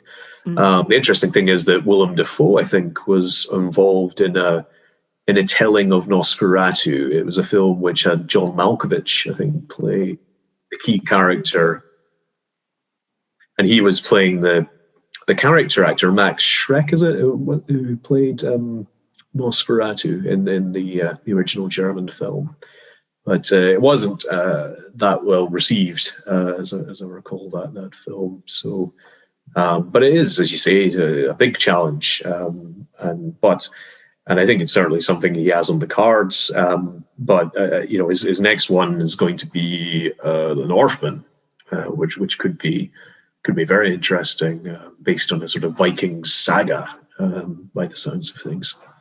Yeah, because I'm just taking a wee look at what the latest update on his version of Nosferatu is, which I believe he's still saying that because of the amount of blood that's gone into preparing it, after so many years and just so much blood, he wants to do it, but he is currently, as you said, prepping the Northman. Now, this is going to be a Viking film, which I know will be battle scene heavy. And that makes me think that he's presumably being trusted with a bigger budget than he was for either of his first two movies. And I think that's going to be really exciting. Yes, and I think there's, well, the sounds of things as well, which, you know, it has attracted a good cast. We alluded to some of them earlier, some of the names, Willem Dafoe back, and Alexander Skarsgård, and also, funnily enough, the man who played the Mountain in Game of Thrones. So it does sound like there's going to be some fighting involved in that, and he's attached, all 7 foot of him. Yeah, I think that what would have attracted a lot of that cast is that I think the story that's going to be portrayed here, by the sounds of things, is an inspiration for Hamlet. You know, the story of a prince avenging his murdered father, the former king. Yes, and I assume that we're going to be off shooting this in Iceland. It's where it's set, but actually, it's from what I read, it was mostly filmed, and it was filmed in Northern Ireland. Yeah, and I believe the entire thing's been finished. It's got, on the Icelandic connection, by the way, it's got Bjork in it, which is quality. Bjork, of course, did the Lars von Trier film Dancer in the Dark, where I believe she said she didn't want to be doing any other films afterwards. She did do Drawing Restraint 9, and then this is her first movie, I believe, since 2005. So, yeah, basically, if he's convinced her to be a part of it, that genuinely excites me. Yeah. I think as far as the future with Eggers goes, you know, it's amazing that he's had the success he has had without doing films that I think are necessarily very audience-friendly. You know, the names that you mentioned at the beginning, Jennifer Kent, Ari Aster, not so much Jordan Peele, but these three all do really quite unconventional works. I mean, Jordan Peele does as well. Absolutely fair play to him. He also does very unconventional films. But he's managed to do something that can fill multiplexes in a way that I don't think any of these other three can. At the same time, you know, we're also just looking at three really exciting directors in horror who've only made 2 movies so far each. And with Jennifer Kent, I know The Nightingale Maybe we'll tackle that in a follow-up at some point, so I don't want to say too much, but, with The Nightingale, as a follow-up to Babadook, I mean, that's a fucking range that woman has, Yes, I mean, it was almost going from a sort of Shining-like film to a kind of Eggers-y type film, I was very impressed with both, and and actually, got into of course, it would be great if we could chat about The Nightingale another time, but certainly got into the issues of empire, within its film, and in a very interesting way. Oh, absolutely. I mean, something I really liked about it, you've got this, it's not, you wouldn't really call it a friendship between the two characters as such. For women and the guy, the Aborigine guy that she's got as her guide. But something I found really interesting was the way that, we're following her throughout this, and something terrible happens early on in the film. For anyone that's not seen it, I shan't give it away. Sure. But the film's ostensibly a revenge plot. And I liked that it didn't hold back that she was also racist. Yes. Yes. It was not, for her, this is never a relationship among equals. And I liked that it was taking, I suppose people call this quite a modern intersectional approach towards the idea of oppression here. You've got that she'll still treat this guy like shit, but the thing that bonds them is you have a common enemy. And the common enemy of this is the British guys. Mm-hmm. Well, specifically the British officer. But yes, we shan't say anything more about the motivation. Oh, no. It's deserving of a proper look, that film, I think. Yeah. So maybe we shall return to do some more horror cult films history. I thought I'd finish up by bringing in the top 10 period horror films. So this is on ranker.com, which is a list website where it's voted for by members of the public. With that qualifier, what do you reckon is going to be in the top 10? At least either, I would hope, The Witch or The Lighthouse, if not both. The Witch is in there. The Lighthouse is not in there. Okay.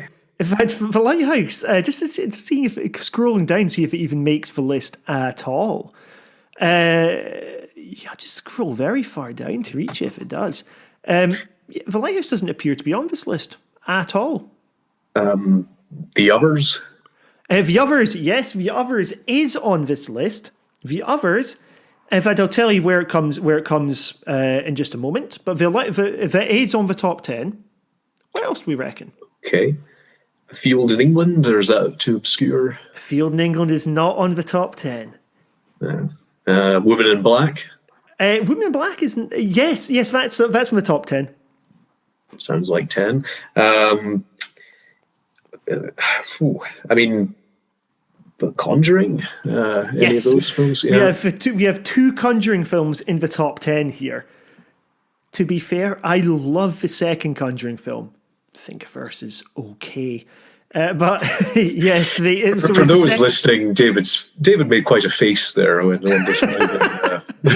Is diplomatically put. I think a second Conjuring is actually, for the record, one of the best horror sequels of recent years. I thought it was pretty damn decent and improved on the original one. I'll tell you what's in the top 10. So, in fact, actually, I'm even going to do the top 15. Number 15 is Sweeney Todd, the 2006 version directed by David Moore, with Tom Hardy in it. I've never watched that. I was thinking not the Johnny Depp one. No, it's got Tom Hardy, Ray Winston, and David Warner. I've never heard of this movie. Number 14, I have seen this one, Ravenous. You watched Ravenous? Robert Carlyle with cannibalism. Guy Pearce, a cannibal one. Number 13, The Devil's Backbone. Mm-hmm. This is a fantastic little supernatural horror by Guillermo del Toro. Yes. Really good, really atmospheric, and paved the way for stuff like Pan's Labyrinth. it's set in Spain during the Spanish Civil War as well, right? Yeah, absolutely. And it's something I find interesting about Del Toro's films, really, is he does this kind of magic realist tradition incredibly. Number 12, this is a strange entry, I didn't expect it to be as high, is From Hell, the Johnny Depp film, which is all right. Next up, number 11, I genuinely did not like this film, The Awakening, the Nick Murphy film starring Rebecca Hall, Imelda Staunton, and Dominic West.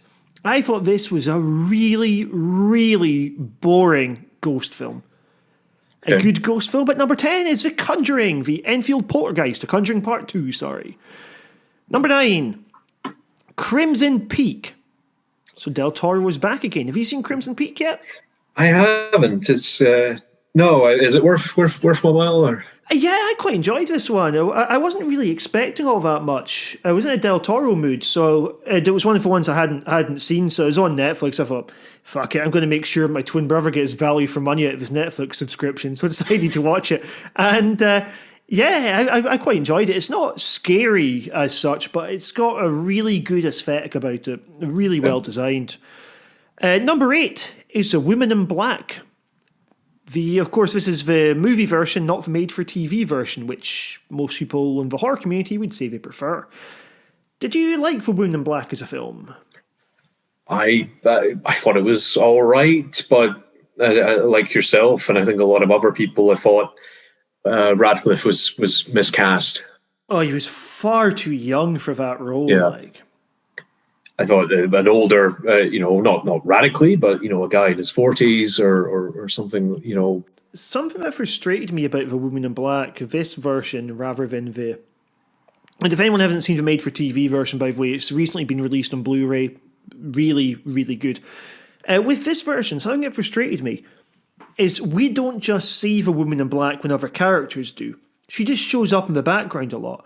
And it's like the entire second act is just him wandering around a house with her showing up, going, looming in the background, and then doing absolutely nothing. Like, we weren't scared of her. The play, by the way, is also well worth watching. I think it works best as a play. It's just two actors in a washing basket for most of it, and they really they train you to use your imagination with a washing basket, standing in for lots of other things. Really good play, very funny actually in points, and very genuinely scary as well. Okay. Number 7, Shutter Island. A decent movie, I felt. Very decent movie in its own right. I thought the plot twist was slightly silly. I wasn't a fan of the idea we'll just give him free reign to do his thing, he's not hurting anyone. But yeah, he could have killed somebody or yeah, exactly. But I thoroughly enjoyed it. Though it's not one of Martin Scorsese's better films, but then the thing is, that's because Martin Scorsese is such a high standard to work with. For a lot of people, this would be a career best. Yeah, Next up, Interview with the Vampire, The Vampire Chronicles. This is, of course, the Tom Cruise, Brad Pitt, and Kirsten Dunst vehicle by Neil Jordan. An epic tale of the vampire saga, vampire on the psychiatrist's couch, and a really, really quite good period piece. Decent designs, quite enjoyably camp. Was it a psychiatrist or a journalist with Christian Slater, or was it both? I believe they actually are a journalist, but it's still essentially standing in for the psychiatrist's couch, putting the vampire under a microscope, let's characterize them. We have at number 5, the original Conjuring film, which, again, is generally fine. I like the cupboard sequence. I can see why it began a franchise. Have you watched either of the first Conjuring? I've seen both, yes. Like you, I probably did prefer the second one. I thought it had one of the best kind of jump scare sort of sequences, with the nun in the painting, and that was quite early on in the film, actually, or at least in the first half. Sadly, it spawned a half-baked sort of film further down the road, but no, I thought it was really good. Did you see? I guess you must have seen the mini series in the UK, the Haunting at Enfield. Which was yes, the Enfield Haunting, starring Timothy Spall. Yeah. I've actually not seen the entire thing. I saw the first episode. I was at the premiere for that, and Timothy Spall was an unintentionally funny bit where one of the journalists up front. I wasn't with the journalists; I'm with the bloggers, but one of the journalists up front asked Timothy Spall if he believed in ghosts. And Timothy Spall obviously is contractually obliged not to dismiss the true story that the movie's based on. And he gives this really mealy-mouthed response about, well, the character did. I was getting into character and so on. I can't dismiss it. Lots of people have had experiences. You're like, mate, we know you don't believe in ghosts. But, yeah, it was good. Did you see that yourself? I did, yes. Yeah, and I thought it was generally decent. I thought, oh god, I'm blanking on him. Matthew McFadden was also good in it. I mean, I do quite like the idea of seeing something that's more based around the family than seeing something with the Warrens, just because by reputation the pair of them are total wankers. Obviously, I don't mean the cast; I just mean the real people, the Warrens, and I believe. Even ignoring ignoring whether ghosts exist or not, which we're convinced on the basis that they don't, right? At the same time, even within that industry, you're looking at people who were unambiguously fraudsters by the sound of it, right? Okay, yeah. Who would show up at the end of other people's work and then start taking credit for it, or greatly exaggerate things in their own books. By all accounts, not particularly nice people. And then, of course, the movies make them out to be superheroes. In fact, The Conjuring has another one coming out, The Devil Made Me Do It, where they appear to be fighting Satan at one point, which is based upon a real case of someone killing their partner, I believe, and then saying, "Oh yeah, well, it was all Satan," basically. Something that in real life we can assume is not true, although the person probably had severe mental health issues, and something that the film will almost certainly play at face value. Number 4 is Bram Stoker's Dracula, the Francis Ford Coppola version. Of course, Keanu Reeves, among others. And Gary Oldman, I believe, plays Dracula. He does, yes. I have never watched this one. Steph, who's probably listened to this, she is a huge fan of this movie. And at some point, I swear I will.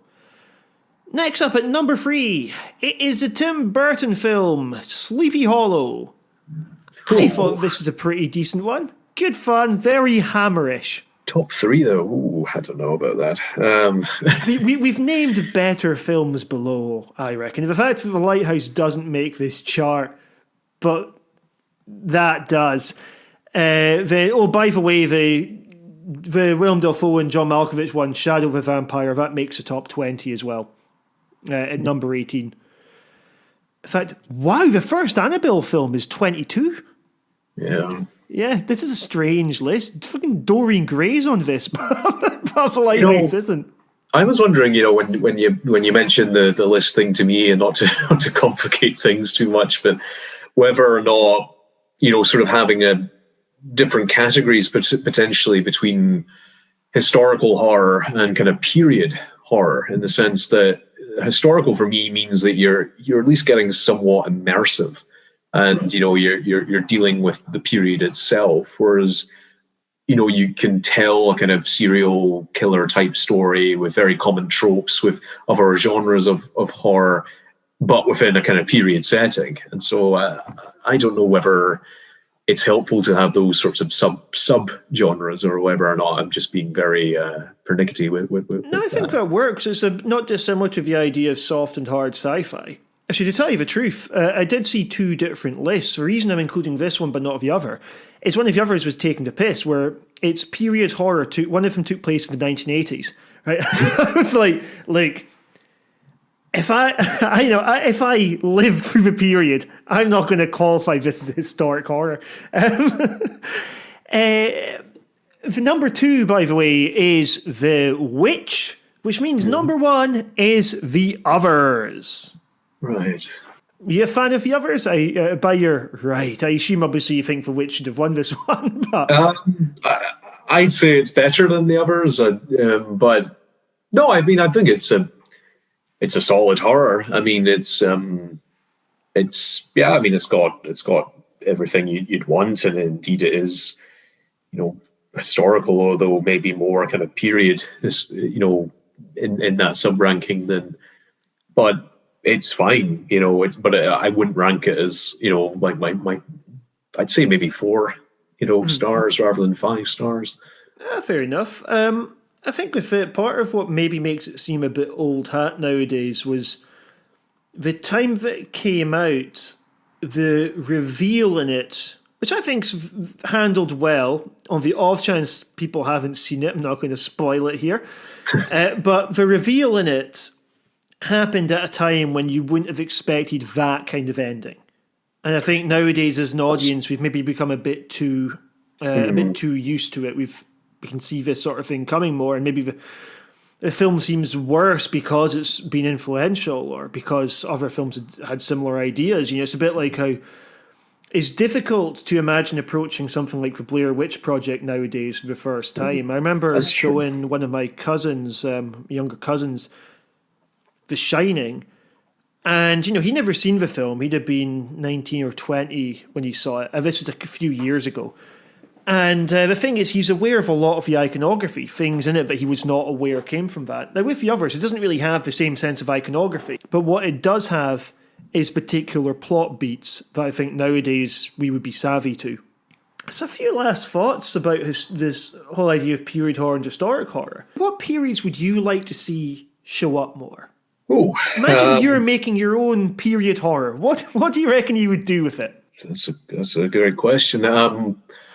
What I'd find interesting, at least as a sort of idea, is I know kind of certain films have touched upon this, even Sleepy Hollow in a way, but the idea of doing it at a point where people are beginning to move away from, aspects of the supernatural, whether it's witches and so on in early America or in Europe, or even if we go to Eastern Europe, vampires and so on, where we're getting that, and so there's aspects of society where people are refusing to believe it because they think it's just nonsense, and then there's others who hold more to the old ways, who are saying this is really happening and everything. I was brought to mind by that when I was listening to a history podcast about the Empress Maria Theresa of Austria, and there was a point where there was a vampire scare in her empire in I think Transylvania, and so she had to send these very well educated doctors, to go to that part of the empire and basically prove it was nonsense and show how the bodies could look like this after death and so on. And so these guys had to go through and do it. And that struck me as a very fascinating idea. And for instance, what if you had these two guys going to another village which is having a vampire scare, but actually they are. Maybe something like that would be interesting. I think with the sort of period horror, there's going to be some sort of a limitations on when something's too recent, right? Because, you're thinking, okay, say you were doing a movie, or not necessarily just about recency, there's also a taste element. Like, say you're doing a film about World War II in general, right? And you have, like, say you've got Nazis that are ghosts, for instance. That would be seen as relatively okay, right? Because you're going, okay, well, they're the bad guys here. Now, I remember watching the Chernobyl Diaries, and which had a funny bit of the I work alone, the tour guide who takes people around Chernobyl, the one fucking job you do not work alone in. And there's something so exceptionally bad taste about going, all right, some of the victims of that disaster, they're now mutants, and they're going to kill people, right? And you're like, okay, if that had happened 100 years ago, for instance, like, would we have the same standard about that? Like, I don't think it'll ever be okay to make, say, a 9/11 themed horror film, for instance. I mean, I think a difference, though, between, you use the examples of the Nazis earlier. I guess the difference is, the people of Chernobyl being innocent or unfortunate victims of what happened versus, you're making your ghosts, your horrible characters Nazis. And, there is a kind of difference there, even if we were having this conversation in the 60s, and obviously the events of the war not as far removed as they are today.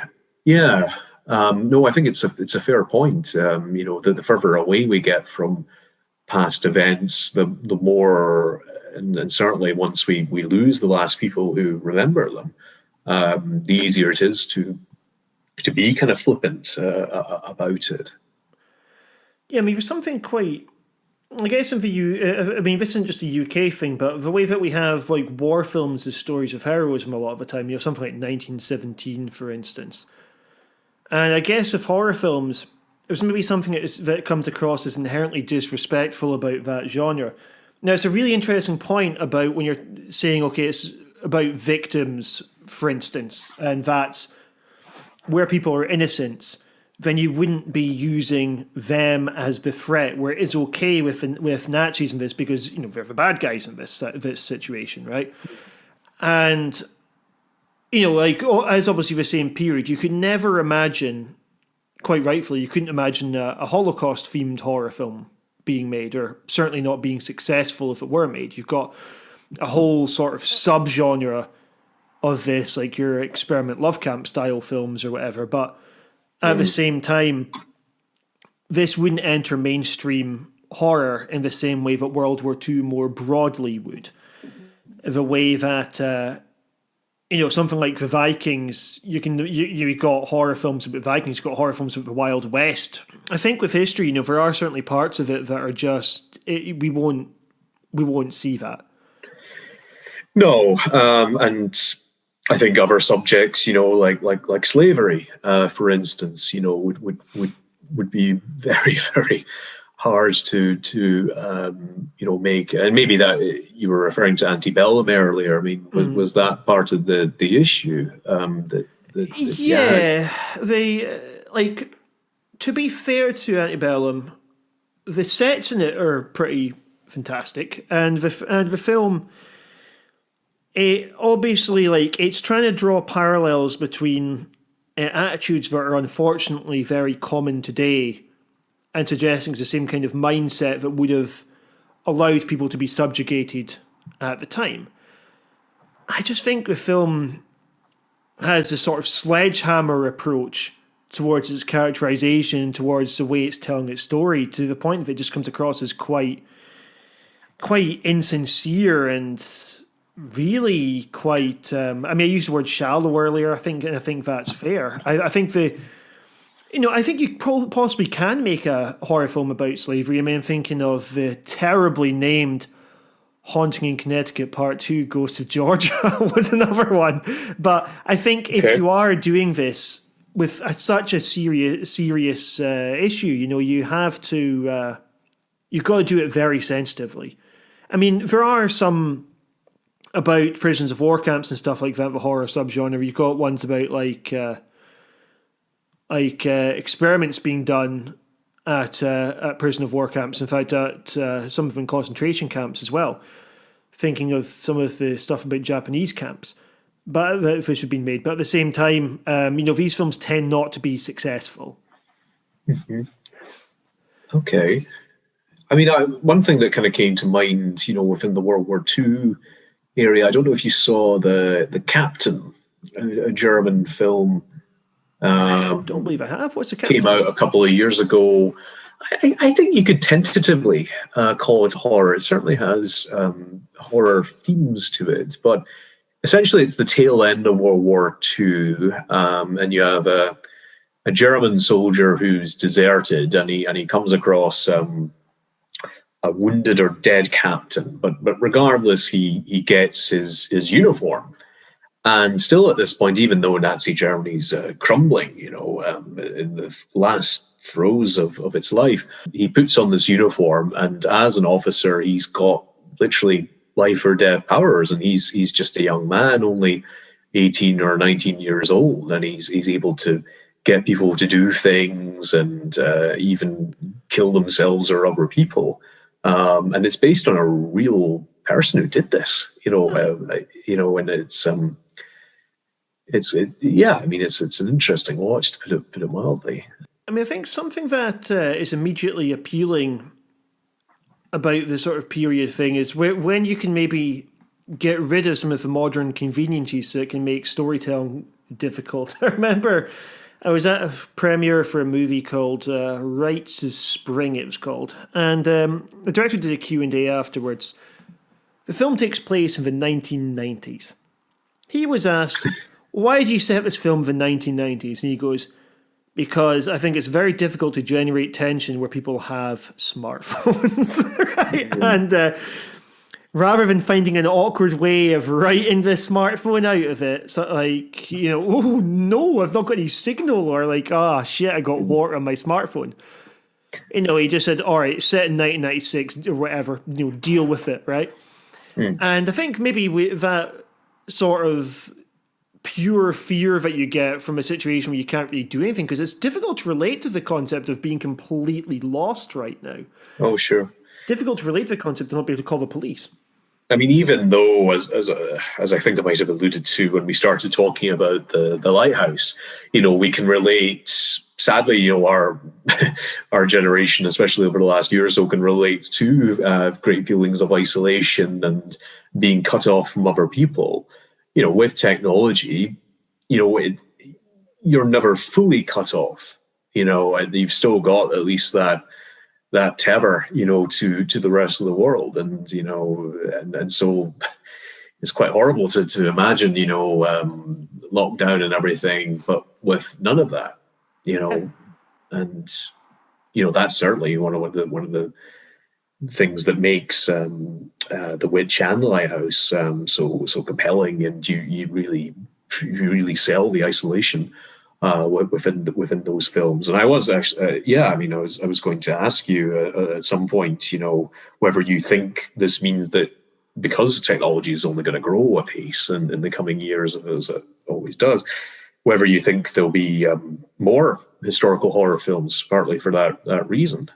I think what we certainly get within horror movie culture, there tends to be a big focus on like this kind of grindhouse tradition from the 70s and the 80s. Mm-hmm. And I think I don't know if proper like historic films, like something that it takes place pre-1970s, I don't know if that sort of thing's necessarily going to become more common. Although obviously at some point the 1970s will become, rather than an era in which people lived in, will become a period in which people read about more, I guess. Mm. But I think with horror as a genre, it's kind of always had this tendency of looking backwards. I don't mean that in a bad way about horror being regressive. I think, if you're looking at a lot of the iconography people still have comes from the Universal horror films. Mm. The big monsters still have some sort of a presence. And then, as I said, you've got this sort of fondness for the sort of exploitation era. So I reckon we're always going to have period horrors. I think what we do have some films that will take the opposite, where it's like, oh, let's try and make technology scary. Like, here's a ghost that exists in social media. And or more like what Charlie Brooker does with Black Mirror, for instance, where it's more about the sort of dystopia that can come with technological advance. Yeah. Did you see Host on Shudder? No, I haven't seen Host. It's worth doing a 7-day trial to watch. Host is a horror film, but it's all shot during lockdown. It's all shot over Zoom. Right. And it ends up being about, again, like conferencing software and a ghost of a machine, literally. Really quite good. And then something like The Ring, say 20 years ago, we're like, all right, VHS, this will scare the shite out of people. Right? So, Horror's always sort of had this, all right, let's see what we can do with current technological crazies. And, I'm waiting for some sort of supernatural. Well, I'm sure there've probably been plenty of these already, like supernatural films about stuff going viral, like a kind of equivalent of The Ring that takes place on YouTube for most of it. And I suppose we'll probably see both of these happening. I think also with, I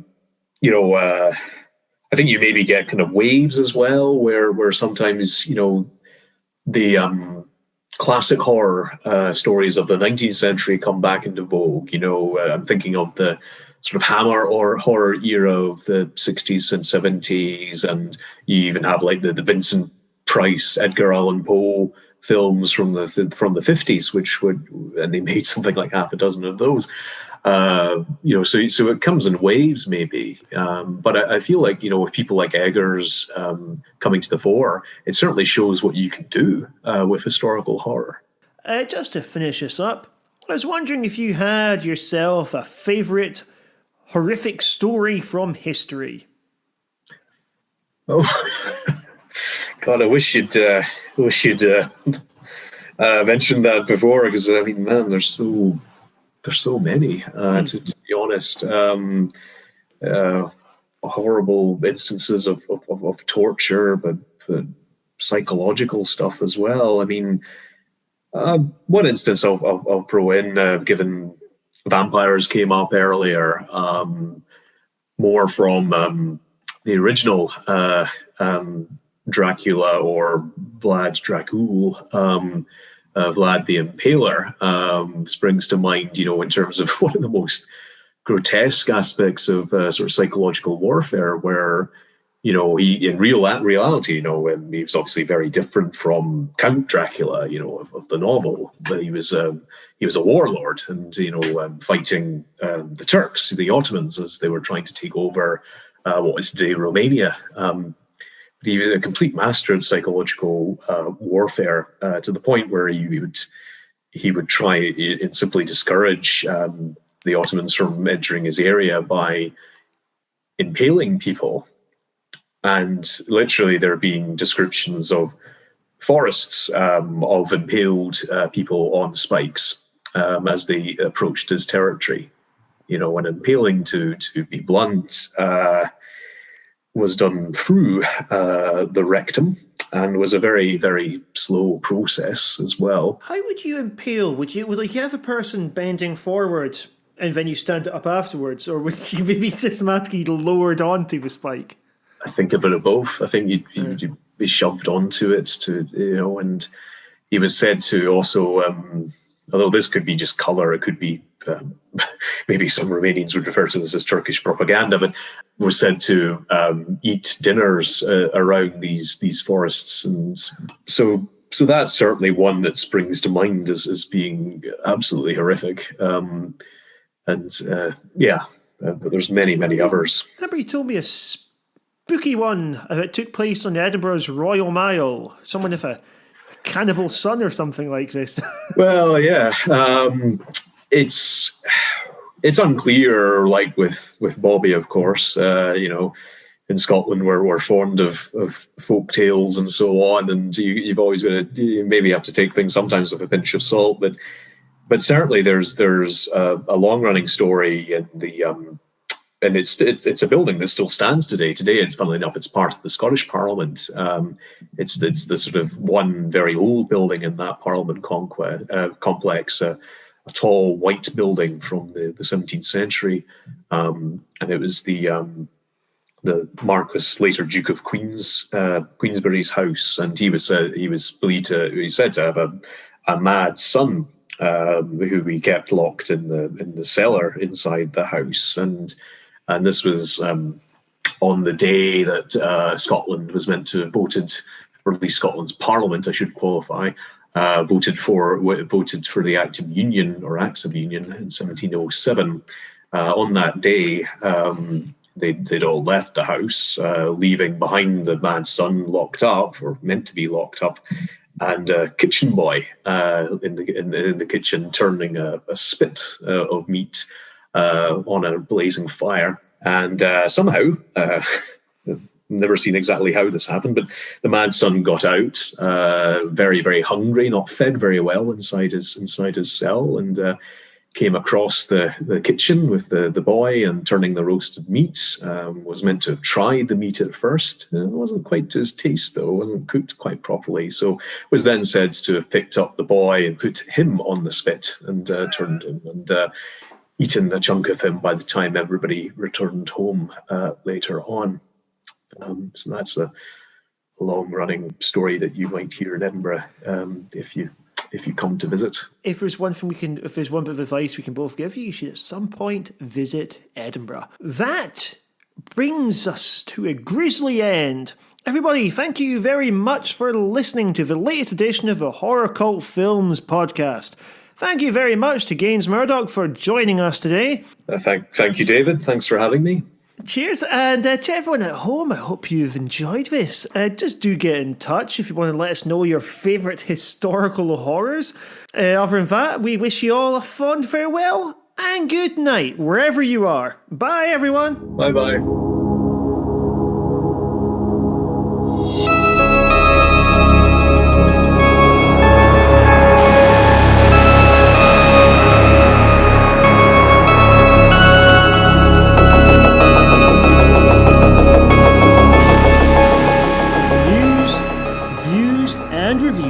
Check out HorrorCultFilms.co.uk.